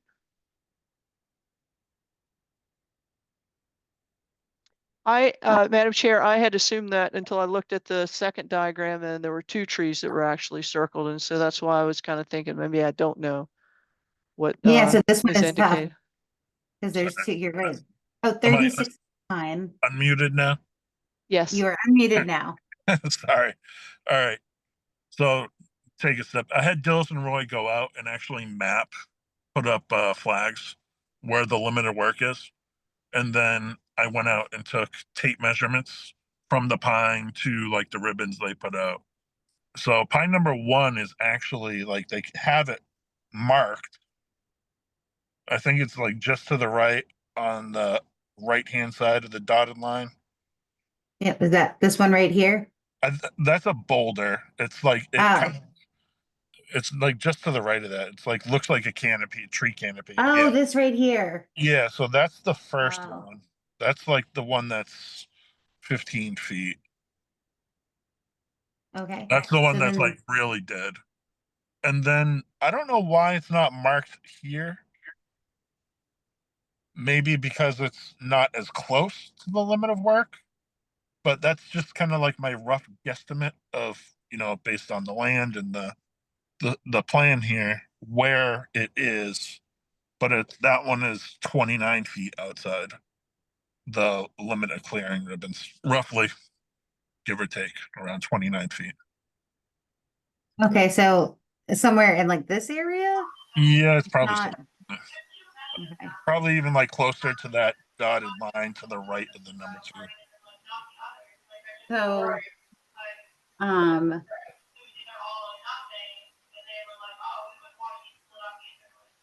do we have any comments from the commission?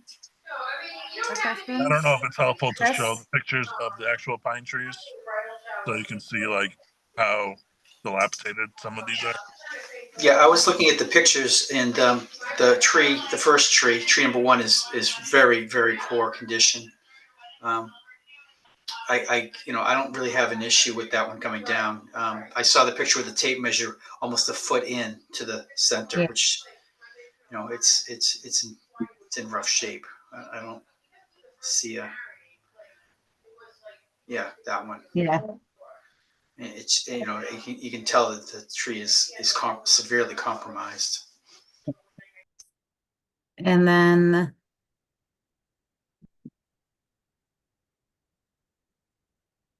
So that's Yeah, just the rough kind of idea of where 29 feet is.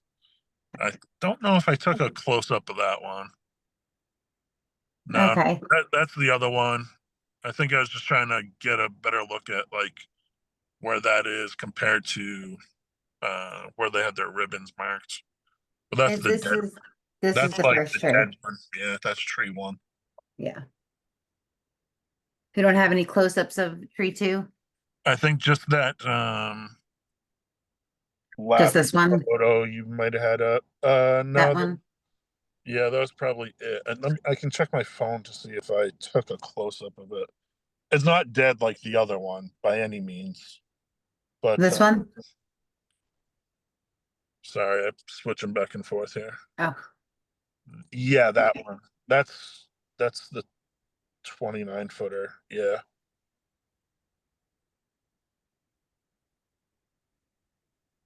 what's the issue with that one? Just that it's going to be hanging over our house, and we're worried that it's going to end up falling down once like that land is cleared and that tree's exposed more. Because just on the other side, it's all fields on the other side of that too. Maybe like 60 feet back behind that, it's all fields. And when we expose the other side of it, we're just worried that that one will also be a hazard to our residents. And you can't see it in the picture, but this tree actually splits up into two separate trees. I don't know what the real term is, but Mary, did you have a question or comment? Thank you, Madam Chair. So, it looks like pine number 1 is right on the 30-foot no disturb zone line, but it looks like pine number 2 is well within. So it's not far from the wetland.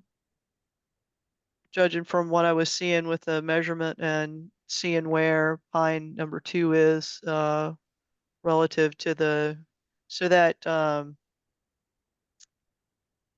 so the fat dotted line is the or long dash line is the limit of work. And then the fine one inside of that appears to be the 30-foot no touch zone. No, to the left of where you were. Yeah, that appears to be the 30-foot no touch zone. And if you follow that on around towards the right, there's actually a detailed comment that says 30-foot no touch or no Right. disturb. Yeah. So it seems to be kind of very close to the wetland. yeah, I have Which- another picture. Sorry, go ahead. I mean, am I understanding and interpreting what you're telling us correctly? Yeah, that's right. Yeah.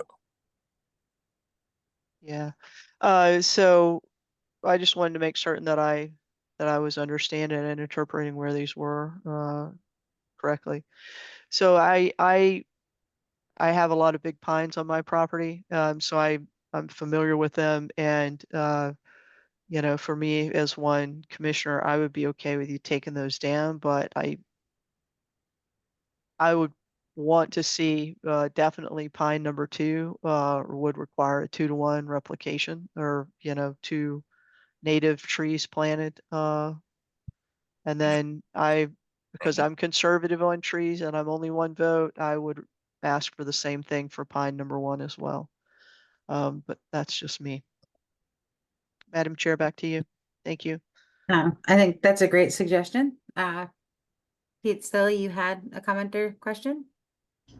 Yeah, I was going to go same thing Mary's saying as far as she's got more experience on the replication, but having my experience with, I wasn't born yesterday, though, that big pine, I think you probably got into the project, didn't even notice it, and you probably should have looked at it and said, when you did the application process, because I think it's a hazard to not allow you to cut it down. But we just have to do something because it is in that 30-foot no touch. I mean, the tree you said is pretty high, and I looked at your drawing. It looks like it's I have to look at the drawing, but it's pretty close to where your house is actually going to exist, correct? Yeah. Yeah.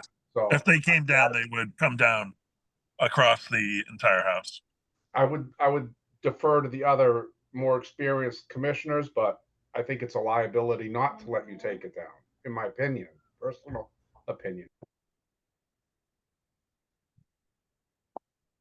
Okay. So Mary's suggestion, well, and really is the bylaw is that if we, do allow these to be taken down, it would be, do you know what the one of them has a very significant trunk size? But we would be looking at least a 2-to-1 replacement on those based on their size. Can you elaborate on that? Like, the first one, I think the plan said it was like 36-inch. Oh, does it say? Oh yeah, 36 inch pine. Yeah, on the first one, Dillis and Roy had marked it as 36. I think the second one's roughly the same, maybe a little bit smaller. That's probably like under 30. But when you say 2-to-1, what type of replacement is?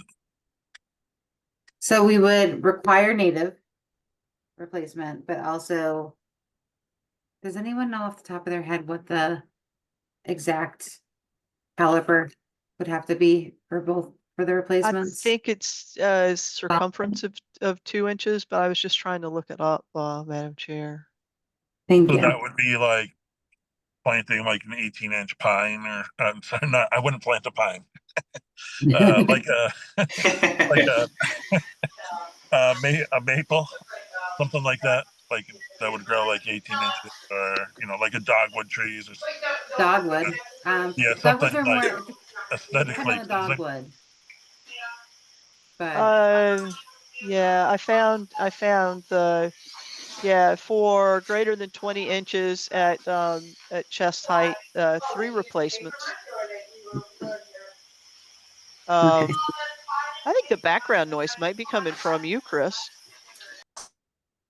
Aha. No. Yeah, it went away. My wife is a loud talker. Yeah, that's I would have blamed the TV myself, but I mean, yeah, so read the regulation, the local regulation. It says if it's greater than 20 inches at chest height, that it's which is 4 feet, that it's 3 replacements that are required. And Placements at 2-to-1 or at 3-to-1 is what it says. 3-to-1. Yeah. Okay. All right. If they were if they were 8 inches to 20 inches, then it would be 2 replacements for the removal of 1 tree. and then the caliper is 2 inches on those. I'm looking. I remembered seeing something like that somewhere, but I'm looking in here and I'm not seeing it. And it's supposed to be, you're supposed to be replacing with a similar variety as what you've taken out. But so as an example, a tree would, be replaced with a tree, understory would be replaced with understory, shrub would be replaced with shrub. And in this case, it's trees. So we would expect it to be replaced with trees.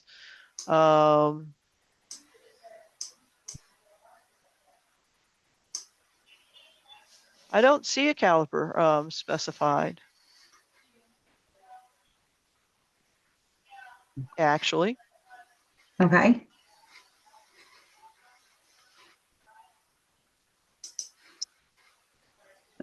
Could oh, we make it says the recommendations? sizing shall be equal to that of the affected trees or a height of 10 feet, whichever is less.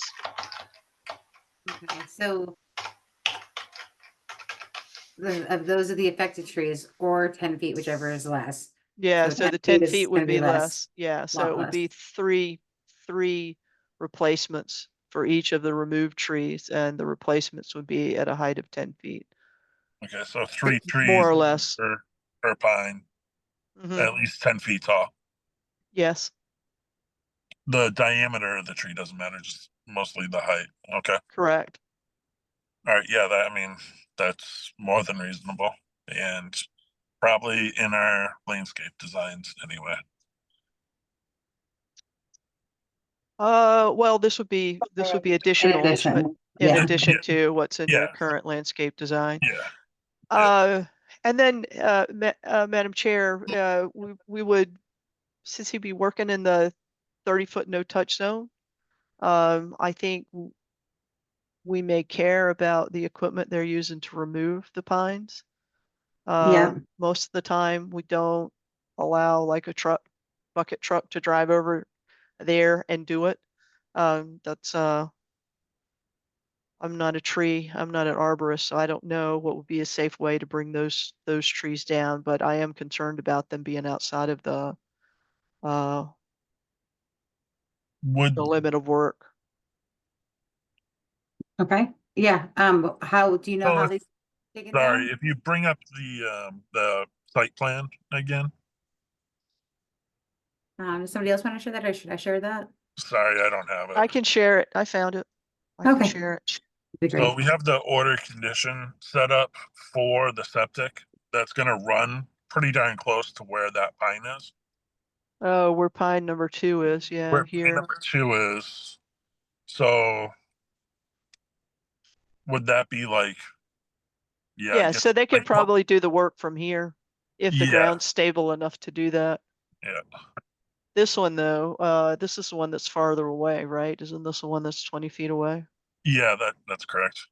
Oh, and is this the one that's all eaten out inside, or the one that's more? Number 1's the one that's eaten out. Number 2 is Oh, one so they that's could a little climb more this one. intact, but Okay, so they could climb this one and take it down. yeah. Okay. Okay, Madam Chair, that's what I think the permission ought to be then, is that they can use a bucket truck if they stay outside of the limit of work for pine number 1, and for pine number 2, the same restriction, but it sounds like pine number 2 will have to be taken down manually by the arborist going up in the tree. Okay. And then we would require that the stumps stay in the ground, I believe. The stumps have to stay in the ground even with the tree replacements. The problem, Madam Chair, if I may, the problem with trying to remove the stumps is that it's very disruptive to the soil. And so we always, inside of the 30-foot no-touch zone, require that the stumps remain in place. Okay, and what about like pine 1? Could I remove that stump? Pine 2, I don't mind leaving that stump. The pine 1, just where it's so close to it's like on the limit of work, right? I would hope to have that removed. And Why? What's it doing there? It's not going to grow into your septic line. I mean, I would just rather it moved, but I mean, if it's You the can decision you can not grind to, it down. Oh, yeah, yeah, that's fine then. Yeah. Great. The grind works. And just out of curiosity, when I do the replacement trees, I assume it's got to be around where those trees are being removed? Or is there like a specific spot where, I need to plant those trees. Madam Chair, do you want me to take that? Yes. They definitely have to be within the 30-foot zone because we're taking out trees within the 30-foot zone. Generally, we like to see them go back in a similar, kind of Yeah, placement. But if, you and your, arborist determine that a better, there's a better place within the 30-foot zone that would, give them a better chance of viability, then I think that's okay. Okay, yeah, that's what, like, my main question, especially with like tree number 1, right, where it's close to the septic line. I would look to pull those further away from where that's going to be, and not going into that existing root system. And hopefully they take well there. Madam Chair, from my perspective, just as one commissioner and one vote, I think that sounds reasonable. Okay, great. I do too. And then Mike, did you have a question? Or a comment? Yes, Madam Chair, but I think Mary answered it for me regarding the grinding of the stump as an alternative to pulling the stump. So she was way ahead of me. Okay, great. Thank you, Mike. You're welcome. Chris or Pete, do you have any comments on this? No, I think I made my comments. Okay. So, now, as far as what the replacement plantings are, Mary, would we be looking for them to submit what they plan on putting in its place before they do it? Or Yes.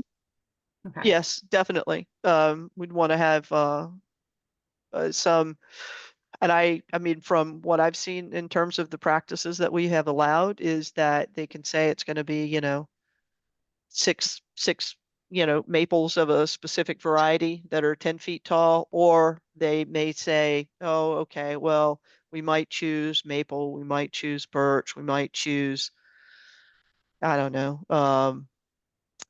black birch, right, or cherry, and we'll get of this palette, we'll get 6 that are at least 10 foot tall. So I think, in terms of the practices I've seen, either would be acceptable. Either saying here's a palette of things that are recommended, and when it comes time, we'll pick what looks the best, or they can give us something that's nailed down, as well as, instead of giving us a palette of things they would choose from. Okay. And so we're taking the trees out, within the next few weeks. Is there a timeline when those replacement trees have to be planted? Mary? I would think that we would want to, well, it's a good question. I mean, if he was just coming, if this was just a project that was a administrative determination, it would, we would say that we want these, planted within, 3 months or 6 months of having taken the trees down. And since he's doing work there already, I guess I don't know. Because we wouldn't, I mean, they're outside of the limit of work, so we wouldn't expect that there would be any damage to them happening. So yeah, I think it'd probably be better, since this is filed as a separate administrative determination, to treat it as a completely separate something and managed separately. So maybe it'd be better to have them planted and within 3 months, so that they're Rather than later. And I go Yeah. through the same steps with, like, I do the online application and just submit it as, I don't know what the options are, but I assume I can figure it out. That's a form to replace that vegetation, if you will. So are you asking how you would submit like your planting diagram and your plan? Yeah, I just go back online and resubmit a application. So you should be able to, you'd be able to upload it into your current, the OpenGov Okay. application. Okay, piggyback off of what I already have open. Yeah, Okay, because it would be part of the current application for all the, right, cool. Chris, did you have a question? Yeah, I want to make sure that, the trees have a good chance. And are you saying he needs to put them in during construction? Because I would like to give him a little bit more room, a little leeway if possible. He's building a house, and I just don't want to see the tree. You go to all the work of planting in these trees, and they get damaged during construction. Are they going to be okay in the 30-foot? Is there which way is the work coming into this property? Well, it's Madam Chair, if I may. Absolutely. These are outside of the limit of work, so Okay. they should Okay. be protected. So I mean, that's the one point. But the other thing that I was thinking, as I was talking out loud through this, is just from a point of order kind of perspective. This now that we've gotten here and talked about it as a administrative change, I wonder if it really wouldn't be more appropriate to treat it as a field change. And I don't know the answer to that question. I wish we had the benefit of Rich being here with us, because He's back. Oh, He's Rich on. is back. Yeah. Great. Have you heard all of this rambling, Rich? Just a little bit of it. So, Myself, I mean, if yeah. they're going to be in there cutting and grinding the trees, I would think the replacement should be planted as soon as possible, especially to try to get them in this growing season. Okay, I Because think they that, are outside yeah. of the limit of work. It's a separate Yeah. application. So, I mean, even if it wasn't, we would still be looking for this sooner rather than later. Answers all of my questions. Thank you. Thank you, That's Rich. more than reasonable. And I mean, I can bring those further away from the limit of work, right? Like it's just, you're replacing what you're taking essentially, and keep it around the general area.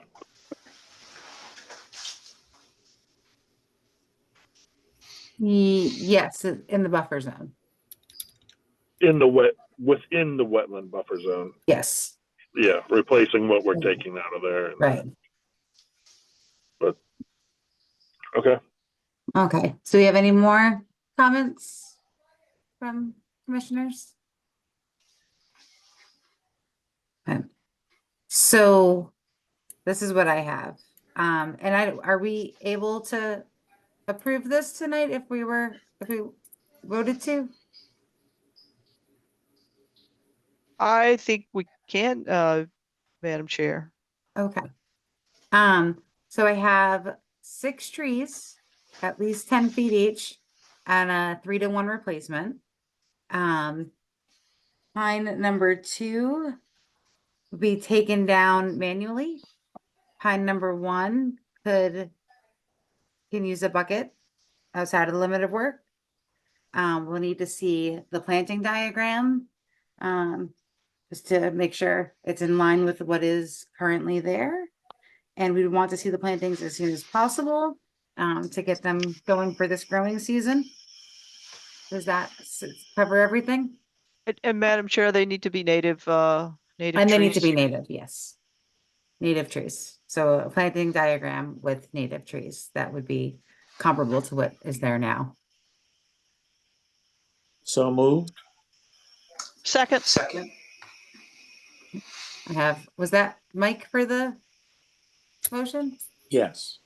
Okay, and Chris for the second? Sure. Okay, so roll call, Mike LaRouche, Aye. Mary Wilson, Aye. Chris St. Germain, Aye. Peter Stella, Aye. Richard Bursch, Aye. and I for myself. Okay, motion to approve. Great. Thank you. I appreciate everybody's time. Thanks. Have a good night. Thank you. You too. Okay. Oh, my laptop's about to die. My husband is telling me. No, it says I have 41 minutes left. Okay, so moving on, we do not have any extension requests, permits, or certificates of compliance or notice of project change. We have Carolyn Palo, is that how you pronounce your last name? Yes, thank you. For 42 Meadow, which is not on the not on the agenda. Was it supposed to be on the agenda? I wasn't sure, because when you came out Saturday, I didn't know if Mary had suggested I come tonight just to, kind of rehash Right. our visit or your visit on Saturday. So I guess I just want, and I can come back again if that's okay, if that's required. I know it's getting late. But my questions are still, am I in the 30-foot no touch zone? And I have some photographs to share if that's helpful for everyone.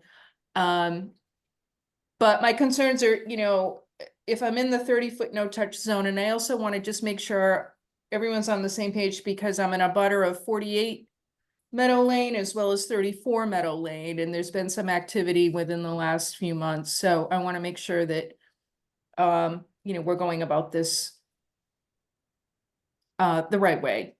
My concern is just as you saw, like the invasives, and there's a deep drop off, from where my fence ends.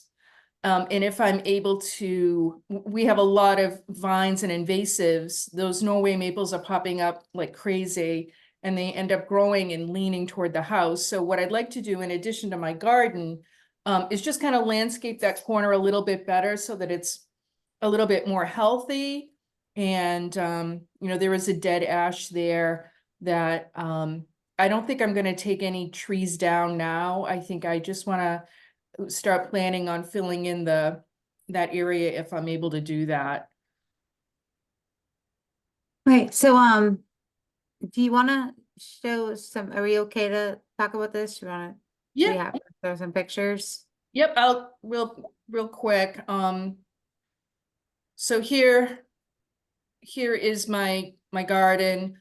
I don't think you're sharing. Hold on. So do you see at the bottom where you have share screen? Okay, here we are. There we are. I thought I hit it. Sorry.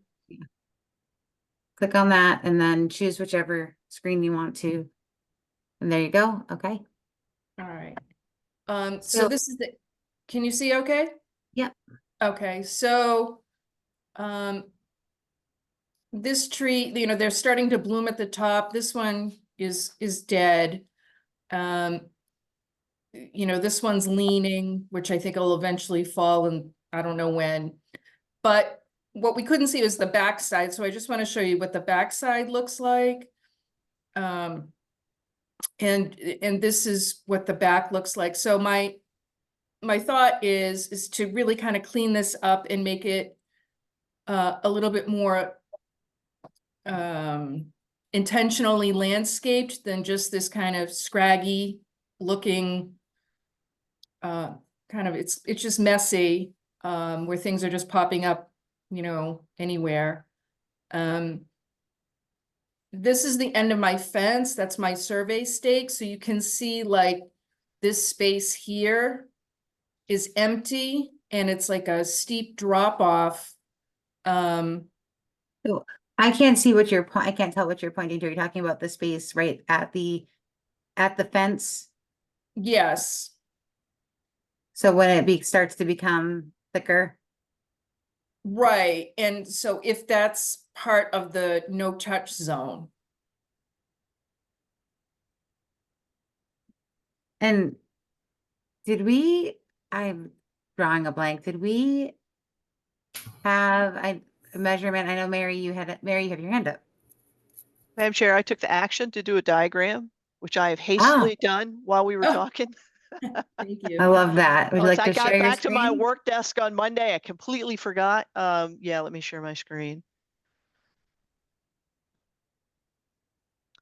We have to unshare, I think. yeah. There we go. There, yeah. got it. That's what we want to share. Share this. Okay, so this is a snapshot out of Mass Mapper. This is 42 Meadow Lane. This is the approximate location of the tree line, and the trees that Carolyn was talking about were in this vicinity. And I did a measurement from perpendicular from here to the wetland as shown in Mass Mapper, and it said 63 feet. Okay. So that people have some sense of the dimension and where the wetland is back here. And the drop off that Carolyn was talking about is sort of kind of happening right in this general area. So we would be just within the 100 foot, but outside of the 50 foot. Correct.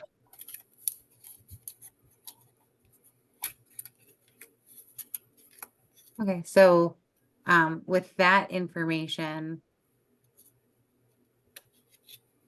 what would we be looking for as far as next steps? It seems like it would be fair. I mean, Madam Chair, just me as one opinion, it seems like it would be fair to manage this as an administrative determination. Okay. I don't know. Rich has a lot more experience than I do in this area.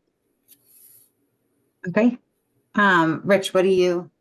How much area are we talking about, and how much vegetation are we looking to take out? I mean, if it's just a couple plants here and there, the determination is fine. If we are taking out more than that and doing a little grading, it probably should just be an RDA so that we have something a little more formal on file for the work that's being done in the buffer zone. Okay. I don't have exact measurements. I think I just, before any of that started, is if I can actually, you know, I think we're talking maybe, I don't know, 10 by 15, maybe, where that drop off kind of goes down and then it's wild after that. But I don't want to take any trees down that are unnecessary because of, you know, I think of that embankment's just going to erode anyway. If I would properly fill in that corner so that it's a little bit healthier landscape, you know, then those invasive Norways and those other trees and the bittersweet won't be such a battle every year. But I can do it if it's within the no touch, if it's not within the no touch zone and it's okay for me to. Yeah, it looks like it's clearly outside the no touch zone from what Mary's drawn out. Yeah. I mean, you're clearly outside of that, but I think an RDA would be probably the right way to go. Then we do have it documented, and then just have a little more descriptive diagram of what the work you're looking to do in there, Carolyn. Yeah, no, that's fine. I just want to make sure, you know, that I'm not overstepping the boundary, that the intention is clear to just kind of even that area off a little bit. You know, and I think it would, you know, so it won't harm the garden. I'm putting in a perennial garden, pollinator garden there. So it's not going to harm that in any way with those stranglers and the bittersweet that I've been hacking away at now for too long. And that's just kind of what I would like to do. I think it would just be better for the space in general and a little bit healthier, a lot healthier. Mary, do you have your hand up? I don't know what an RDA is, a request for something. An RDA is a request for determination of applicability. It's a application that you would file. You would go on OpenGov and file that, and then it would come before us and determine if the work is okay to do. It would give us a more detailed plan. Right. Okay. All right, so I think it's a good start just for me to be clear and for everyone here to know that it is workable area. It's not in the touch zone. And then I'm glad to go ahead and do the RDA. Yeah. And Mary, did you have your hand up? Thank you, Madam Chair. I just thought that Rich's recommendation about the RDA was probably a really good one. You know, I'm aware that there's a little bit of history there with you know, the neighbors abutting, and so it's probably best for all concerned to, you know, really go through the rigor of the formal process. Yeah, and I'm fine with that. I just want to kind of, you know, put a stake in the ground, so to speak, and just move forward and present a, you know, a plan so that you know, it's all good going forward with the commission and the town. Oh, yeah, thank you for coming to us and asking. So I think that we would be just recommending that you go on. Do you know how to file on OpenGov? No, I can, you know, if there's a set of instructions, maybe it's on the website. I can go ahead and review that, and I'll find my way, I'm sure. Yeah, I believe it's on the conservation portion of the website. Okay. There's an area to file an application, and it would bring you to the OpenGov site to file an application, upload pictures or anything you needed. Yeah. Okay, I'll do that because I do think there is going to be some fill involved. So that's the other thing that sort of makes me nervous. Yeah, so we'd be able to take a look at all of that. Yeah. Okay. That's great. Thanks so much for coming on. Thank you. I learned a lot listening to everybody. Me too. All right. Good Have night. a good night. Have a good night.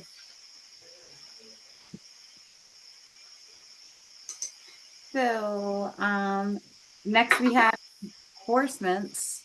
Do we have any updates on any enforcements? I know, I was out at 40 Fire Road a couple Fridays ago and they still have some stuff there. Oh, Mary, you have your hand up. Well, I was just going to mention that you had been out at 40 Fire Road 12, and the town, I think, is going to put those boulders in place to act as a physical barrier, which I think was the last item that needed to close out the current order of conditions. But you did mention that one person still they've moved stuff out of the original area and they've put the trash now in a different area. And I would make the recommendation that we would treat that as a separate incident and track it separately. And as soon as the boulders are, you know, placed, that we, you know, have our current administrator file for a COC, because I think that's the last thing that had to formally happen there for 40 Fire Road 12. That would be my recommendation. Yeah, and I agree with that. So I have to check in with the DPW and see when they plan on getting those boulders in, and then we can move forward with getting that. Oh, yep, Mary. And regarding 10 Mass Ave, I don't have any update, but I think that, I mean, at least I would recommend that as soon as, you know, we can. I mean, if we've got an interim administrator, maybe somebody could follow up with Dillis and Roy. They had sent us a letter confirming that they had taken on that project. But that one's been lingering for a very long time. I think that Madam Chair. Yeah, the last thing that they sent was that they wanted 3 to 4 weeks. That was about a week and a half ago, but yeah, I definitely will put that on their radar. Do we have any updates on any others? I don't believe we do.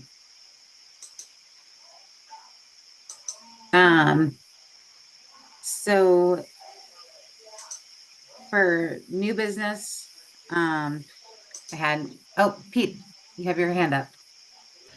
Yeah, I just had a kind of question about the other day. I was working at somebody's house on Goodrich Street and got to talking about a property that is adjacent to 78 Goodrich Street. That's right on the edge of a wetland that they're doing something on. I don't know. Have you guys, is it something, are you aware of that lot?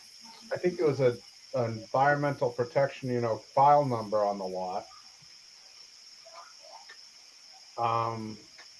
And I think they're going to build a house there. So I would have thought it had gone through the process already, but they're starting to do something. And I don't know, I just didn't know whether anyone knew anything about that. Was that 78 Goodrich Street? It's an unnumbered lot on the corner. If you're familiar, oh, it's not Goodrich Street. Excuse me, 78 Kilburn. It's on the corner of Kilburn. You know that when you get off of Leominster Road, you go down Kilburn, it turns toward Goodrich, and then it's like wetland everywhere there. You think if they'd never build a house there. It's actually 4.88 acres. They came before us already. Oh, they did? I think actually that guy we were just talking to the pine trees with was one of the subdivisions of that parcel. All right, so they've probably, they must have silt fences and everything already up down in that thing then. All right, never mind. Oh, I was just double checking because the address that we had there, it already shows. It was 20 Kilburn was the way it had been presented to us. All right. And then it looks like the subdivisions might already be shown in the. Well, all right, there's 20 Yeah. Kilburn. This might be something. Well, 20 is, maybe they broke it off, but yeah. Yeah, it looks like what the subdivisions have already been broken off, maybe. A number in the, I was just looking at, Mass GIS, and 20 might have been the existing lot, and then they've cut off a triangle of about 4 acres, and that's where they're actually doing the work. Yeah, I think that is, and I think that came before us as 20 Kilburn lots 1, 2, and 3 or something. Oh, all right. Never mind. I mean, my memory's not foolproof, so if somebody else remembers something different, feel free to speak up. All right, no big deal. I just don't. I'm sure. Well, with the DEP number down there, they must have done the process to get that first, right? Yes. All right.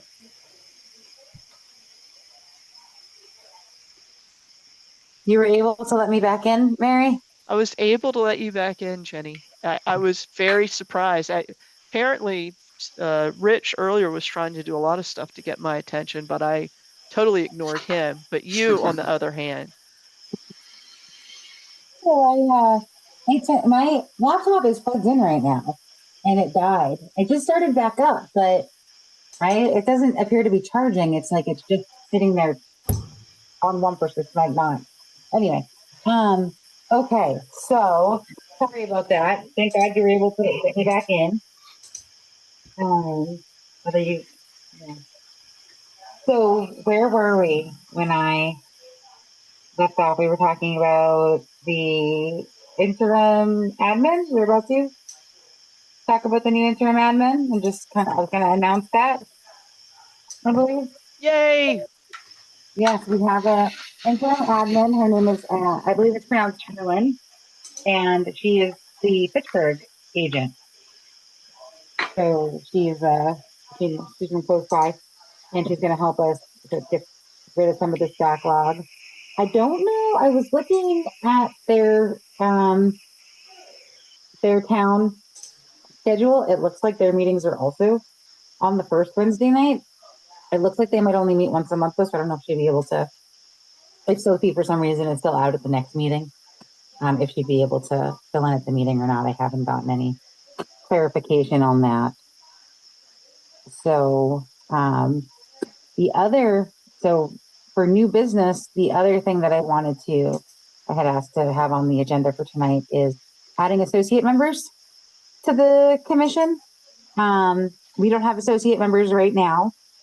I would really love it if we could. I don't know if we'd be looking to add 1 or 2. I don't know what the standard for that is, but I would love for Mary to be able to stay on as an associate member. and, attend meetings if you wanted to, and be able to go out on site walks and just still, do a lot of the stuff that she still does. Oh, Mary? You have your hand up? I would like to ask to be retained as an associate member. My commission is up at the end of June, but I would like to help out, less formally the commission where I can. And then I think it's probably easier for the commission if I maintain the role as the grant administrator for our open mass recreational trails grant. And so retaining, the title of associate commissioner would help out with that formality as well. So I think now, is that within our jurisdiction to vote to have associate members? It's my understanding, Madam Chair, that it's at the discretion of the Conservation Commission about associate members. Okay. So I think I'd be looking. I motion that we accept the position, or we can endorse the position of associate commissioners or associate members. Okay. Do I have a second? I second that. Okay. So I have a motion from Chris and a second from Mike. So roll call. Chris? Aye. Mike? Aye. Pete? Aye. Richard? Aye. Mary? Aye. And I for myself. And then, so right now, so we just voted to create the position of an associate member. So now would we move to approve to nominate Mary to that position? So moved. I don't think we can do that while she's a member. I think you Oh. may have to wait until, Okay. well, I don't think she can have both positions. could we do the vote, and we certainly don't have to do it tonight, but we could do it with an effectivity of July 1st. Yeah, Or we could- could table it to a future meeting as well. Honestly, I think technically, unless you resign, you're a commissioner until you're replaced. And I don't know what they have for people interested in the positions that are becoming vacant. I'm going to resign at the end of June if I'm not replaced. Okay. I'm sorry, I'm burnt out. Yeah, I guess I would recommend we just hold off on appointing Mary as an associate until she's no longer a member. Okay, so That's would we fair. be looking at the last meeting in June, because technically that's her, although or would we have to wait until the July meeting? You could just wait until the July meeting. Yeah. And the July meeting might be on a weird date, huh? Because of the holiday. But that's fine. Okay. All right, so we have created the space for an associate commissioner to be filled in the future. Yeah, it looks like the 4th is on a Friday, so we should be able to have a meeting on the 2nd. Oh, Yeah. okay. Only a day in between. Okay. Great. So I'm glad we did that. So that's new business. Old business. Do we have anything to discuss about the peer review process? I know that we want. No updates. I had taken the action to go offline with Rich and come up with some numbers so that Sophie or whoever's land use manager could actually scope the work for an RFQ for horizontal engineering for a year. And I've not initiated that yet. I anticipate having a little bit more free time now. I could do it. Yeah. Okay, so default continuation practice.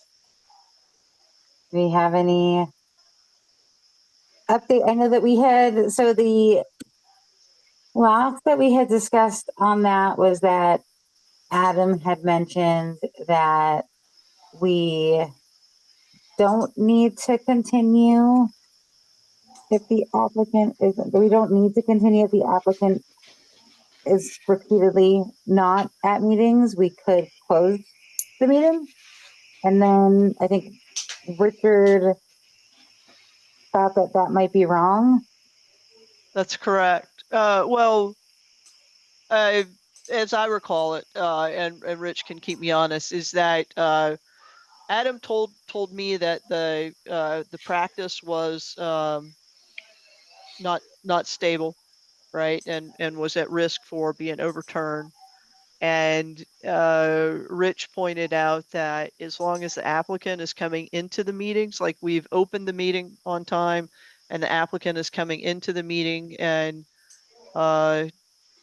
we still have open actions that the applicant owes us, that Rich thought that we were on stable ground for the default continuations. But and you know, he and I were gonna, again, get together offline, which I have not done, and come up with kind of a rubric of here are the places where we think we shouldn't do it, and here are the places where we think probably we can do it, and then ask the town manager to give us, 15 minutes with Adam Costa to confirm our understanding of the regulations. Yep, that sounds about right. Okay, great. Community Big Five, that is, if I remember correctly, wanting to get everyone at least the 5 core classes offered through MAC. Actually, Madam Chair, I had put this on here, and you could, of course, it's your agenda now. You feel free to strike it. I had proposed this as an opportunity to allow commissioners to socialize their training a little bit and talk about their big 5 takeaways. Oh, Not intended to be a big time overview, anything. Just 5 bullets. These are my takeaway, because I think sometimes commissioners are don't really know what they're missing when they don't go to the training that's available, and may not know what a class is really about. So if they have a colleague that's taken it, and they say, hey, I just took such and such, I learned all this great information, that it might encourage others to go do the training. And I thought it would also be a good opportunity for the commissioners to hear about any training that the office staff were doing as well. And another opportunity to socialize in that regard. Anyway, it's an idea, but feel free to continue it or not any way that you want. And I know you recently did a violation training. Do you have anything you want to share from that while we're on this topic, or? Yeah, one of the things I learned in the violations training, which I thought I had already knew, but had heard some differing opinions about, is the daily fines. The maximum is $300 per day. That they actually have to be issued every day. You can't issue the first one and then have the presumption that the others are still applying. They have to be issued every day. That they definitely confirmed. Which is definitely different than what I had thought. So I'm really glad that you asked them that question. And now we know. And anything that else? was the MACC training. I did a open meeting law training that was taught by Katie Law. And that was after I had talked to Adam Costa about the presumption of continuation.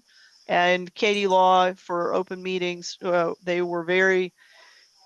they said most of the time the reason why commissions got overturned on decisions was failure to act, so not adhering to the timeline. And that's a place I think our office has been having a hard time executing to the regulatory timelines.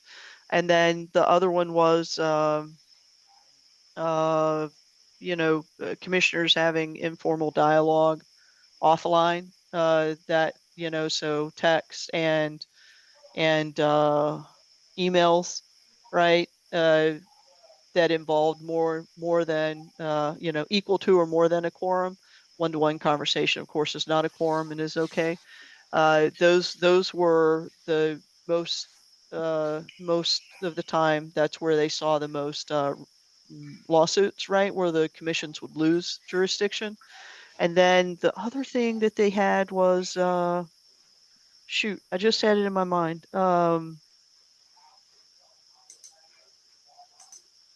Oh, public participation in social media. They said that commissioners had to refrain from commenting on any jurisdictional item in social media because if there are more than, if there's a quorum of commissioners also on that same page or on that same, following group, that's a violation of open meeting law as well. Anyway, I'd never really thought about the social media thing. So that was interesting. That's all I had. Awesome. Thank you for sharing all of that. Did anybody else have anything that they've learned recently that they wanted to share? Nope. Hey, Mary, Yes, Rich. did they have any recommendations for a workflow software? So we could be following along in the office from the time an application's received? No, and I didn't ask that. It seems to me like I mean, Madam Chair, assuming that I can answer that question. It seems to me like OpenGov, that should be a feature in OpenGov. But I think Jenny was going to ask that question of Sophie and Brian, but I think Jenny, you may have been waiting for Sophie to come back to ask that question.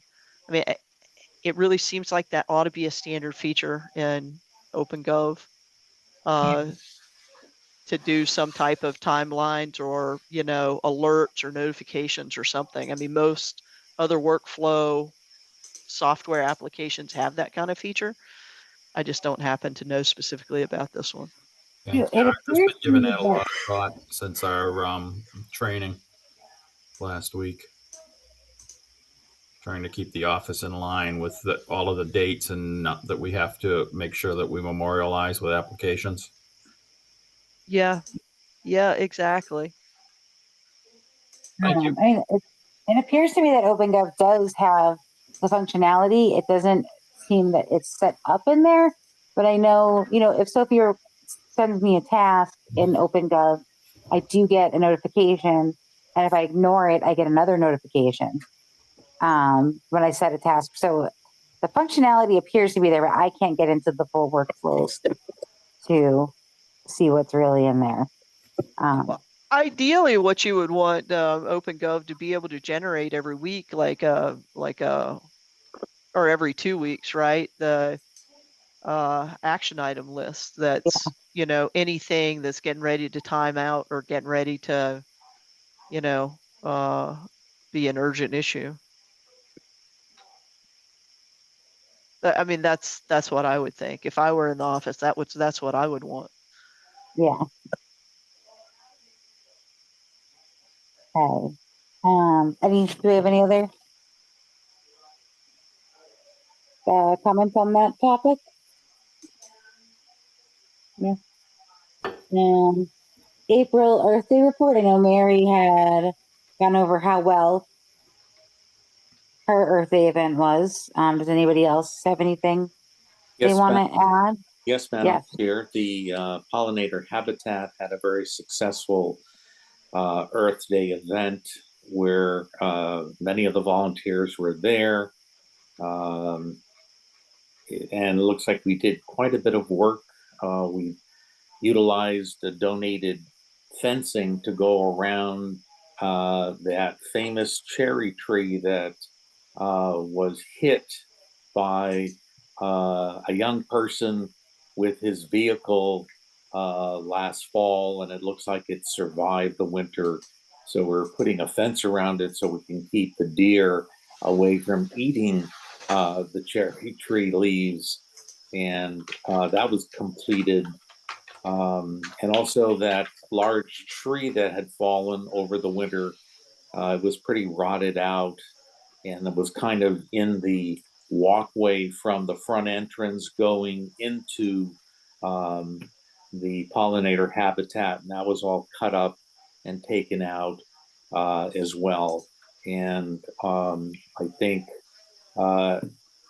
other volunteers did some great work in clearing out and cutting down grasses so the new grasses could come up. And I was busy doing other things, so I didn't really get a handle on some of what some of the other volunteers were doing in the winter plantings of different seeds. I'm not sure if this is a good time to see if we could put in our last request for the pollinator habitat. Is that something I can do right now, Madam Chair? Yeah. This is a good time. Or do you want me to wait till the Hollis Road resident topic comes up? But either way, Time. it looks like the pollinator habitat has put in their final order for plants for the season, which amounts to $218. And also they've requested a trimmer I'm surprised that they did not have one of these, but it looks like for $229, we could get a heavy duty 18-volt trimmer so they can do some of their work. And it's battery operated, so it's lightweight, and they don't have to worry about putting gas in it. So I guess I'm requesting the plants order for $218 and the trimmer for $229 for a total of $447 to be taken out of the Haas account, which I'd like to suggest that we vote on an invoice for the habitat so they can finish their work this spring. Okay. So, did you say an 18-volt string trimmer? Well, it's 40 volts, but it takes an 18-volt battery. So, Okay. Where is who retains that? Mike?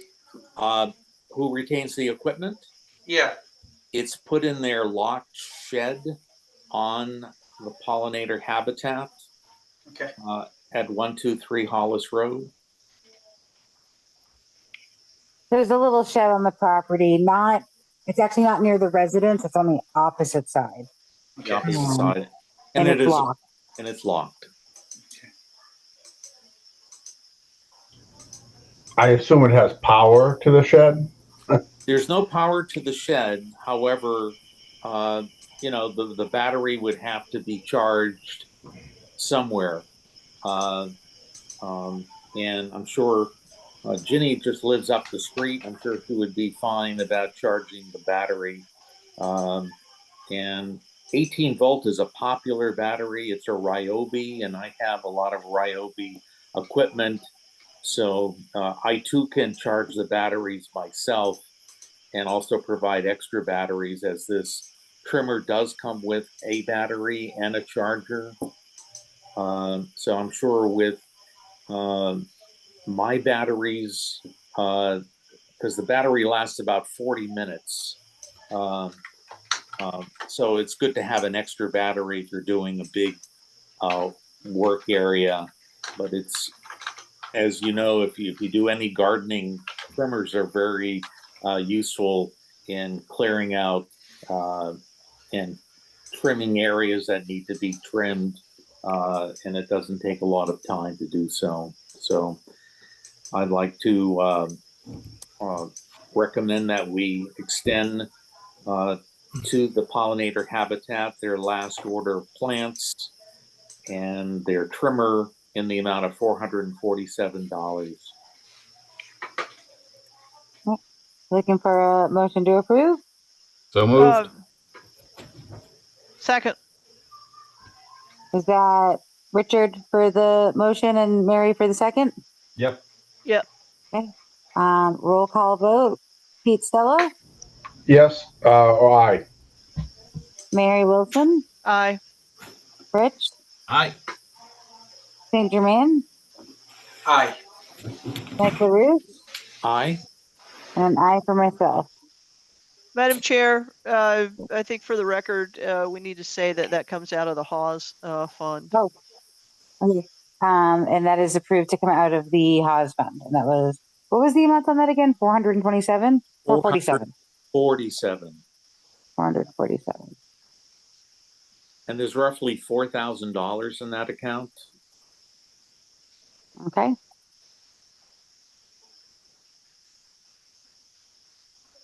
Okay. All right. So that is approved. 447 under the Haas fund. Conservation budget. Do we have anything to discuss on that? No updates there. Okay. Encroachment. 315 Lancaster Ave. We don't have any updates there. That's an encroachment that had started a number of years ago, and the office has not had time to follow up on whether or not the residents have removed the encroaching materials. Okay. Okay. Yeah. The last I remember hearing about that is sometime last year. Okay.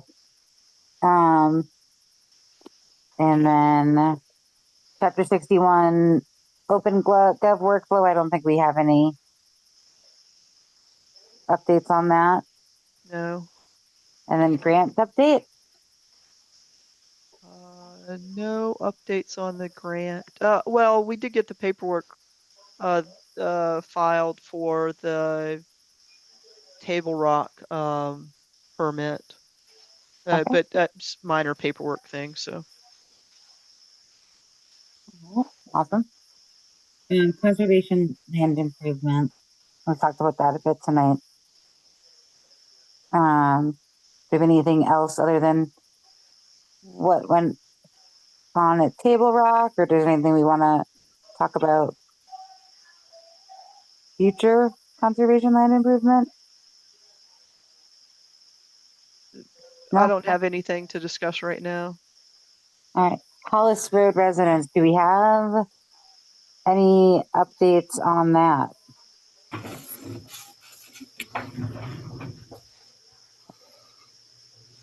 I don't think that we have, I mean, unless Mike has regular husbandry updates, most of the stuff we had last discussed was part of executive session, so we can't really talk about that in open meeting. Okay. Mike, do you have anything? And I have nothing else extra to add to that either, Madam Chair. Anything from open space, Chris? No, the first meeting didn't have a quorum. We haven't met since. Okay.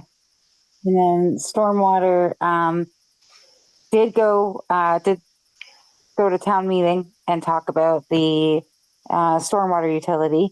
I don't know if anybody was there for that. I was out on site walks. I know that was first at town meeting. So there is, there's going to be a discussion and introduction and hopefully approval of a stormwater utility, which would be not a tax, but a utility that would help pay for stormwater infrastructure and a lot of the things that the town and the DPW has to do to comply with stormwater standards. So you'll be seeing more about that coming up in the future. Communications, public comment, anything that anyone has to add? Yeah, I did have just a quick comment on newspaper advertising. Oh, yeah. So we have been using the Lunenburg Ledger, A, to support a local business, and B, because it does have a subscription in Lunenburg, but it is a weekly newspaper. If we do get into a pinch, we can advertise our meetings in the Fitchburg Sentinel, which is a daily. And that definitely shrinks down the window of notifications, because there's a big window to hit that Friday publication date for the Lunenburg Ledger, but I think it's just a 48-hour window to get our ad in the Fitchburg Sentinel. It just is much more expensive. Okay. But that And is then, something to let, and I didn't catch her name, our interim administrator, know if we do run into tight windows with notifications. and then where it's much more expensive, how would that work with the applicant? Because that gets passed on to the applicant. Correct. You would just say if they were hoping to get in sooner, they have that option Yep. to, okay. So it'd kind of be up to the applicant if they wanted to I ask it. I was a little curious about the ledger. I don't know. I don't know why I sound like nothing against it or anything, but is there any requirement like that from a legal standpoint for some of these notifications? You know, the Sentinel's like, even though no one reads the newspaper, you know what I mean? I'm just wondering if you could get into a problem in such a small, I mean, it is local to Lunenburg. Could you get into a problem where, I don't know, somebody that wanted to, I don't know. I'm just curious about if the method is, you know what I mean? If you're using the right medium, it's such a small. Yeah, I think most boards in town are using them, the Lunenburg Ledger, and it is a subscription paper in town, and it is available at public stores in town. So it does fit the requirements needed for newspaper notification. All right, I have no problem with it. Like I said, to me, it's always been crazy when you do things. You have to I forget what I had. Oh, I had to, when my mother died. You know, you have to process Death notice. Yeah. Yeah, and I did to the Sentinel, but I don't know, you know. So I think we're good. I was just curious. It seems like newspapers are such a far gone thing. Agreed. Yeah. One thing I was going to say about the ledger, though, is they also do email. Some people, I think it's cheaper, and you get it emailed, and you get it every Friday, than having it delivered. I think I'm actually shocked by how many people get the ledger in town. That are, it's a lot of, almost everybody I talk to has a subscription to it that I've met since I moved to Lunenburg. Yeah, and I wasn't pushing to move it from the ledger because the ledger is more economical, but just if we do run into the time frame where it's a smaller window to get it published, and it is a daily to get it published. So yeah, that's a great option. I love that. Yeah. Okay, so I think that is all I have for tonight. Our next meeting is scheduled for May 21st. Does anyone else have anything they'd like to add? Just one other quick comment. I did happen to look, and Fitchburg does only meet on the first Wednesday of the month. So if the administrator doesn't come to our next meeting and then Sophie's back, if you do talk to her, Jenny, it may be a good question to ask her how they get around the 21-day notice to action, where they only meet once a month. On my list, I actually was talking to Mary yesterday, and we were wondering the same thing, because with that, you know, that one application that we'd had recently where it's 21 days from the date of the application, I don't understand how they could possibly get around that if they have an application the day after their meeting. But I did notice last month they had a special meeting. So I don't know if maybe they just have a special meeting when they need to, but I'm definitely going to ask her that. It's the first thing I'm going to ask her when I talk to her. Okay, super. Try to say hello first. I'll say hello. Hey, how do you get around your 21-day meeting? I'm Jenny, by the way. So, all right. Do we have anything else to discuss? Nice job tonight, Jenny. Yes, Yeah, excellent great job. Jenny. Very nicely done. Yeah, Thank you. Yeah. You're now a veteran. Yeah, my second meeting. Well, thank you guys. Madam Chair, Thank you for all the help. The other thing that has been recommended to me by the people that transcribe our notes is to actually say out loud the time that we're adjourning, so that they can record that just as in the meeting minutes. Okay. So I think I would be looking for a motion to adjourn at 10:05 p.m. So moved. Second. Third. Richard for the motion and Mary for the second. I think Chris got the motion. Oh, Chris for the motion and Mary for the second. No, actually, it was Mike. I didn't say a word. Yeah.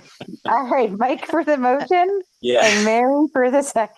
It's a group event. Okay. All right. Roll call vote. Pete Stella, Aye. Chris St. Germain, Aye. Mike LaRouche, Aye.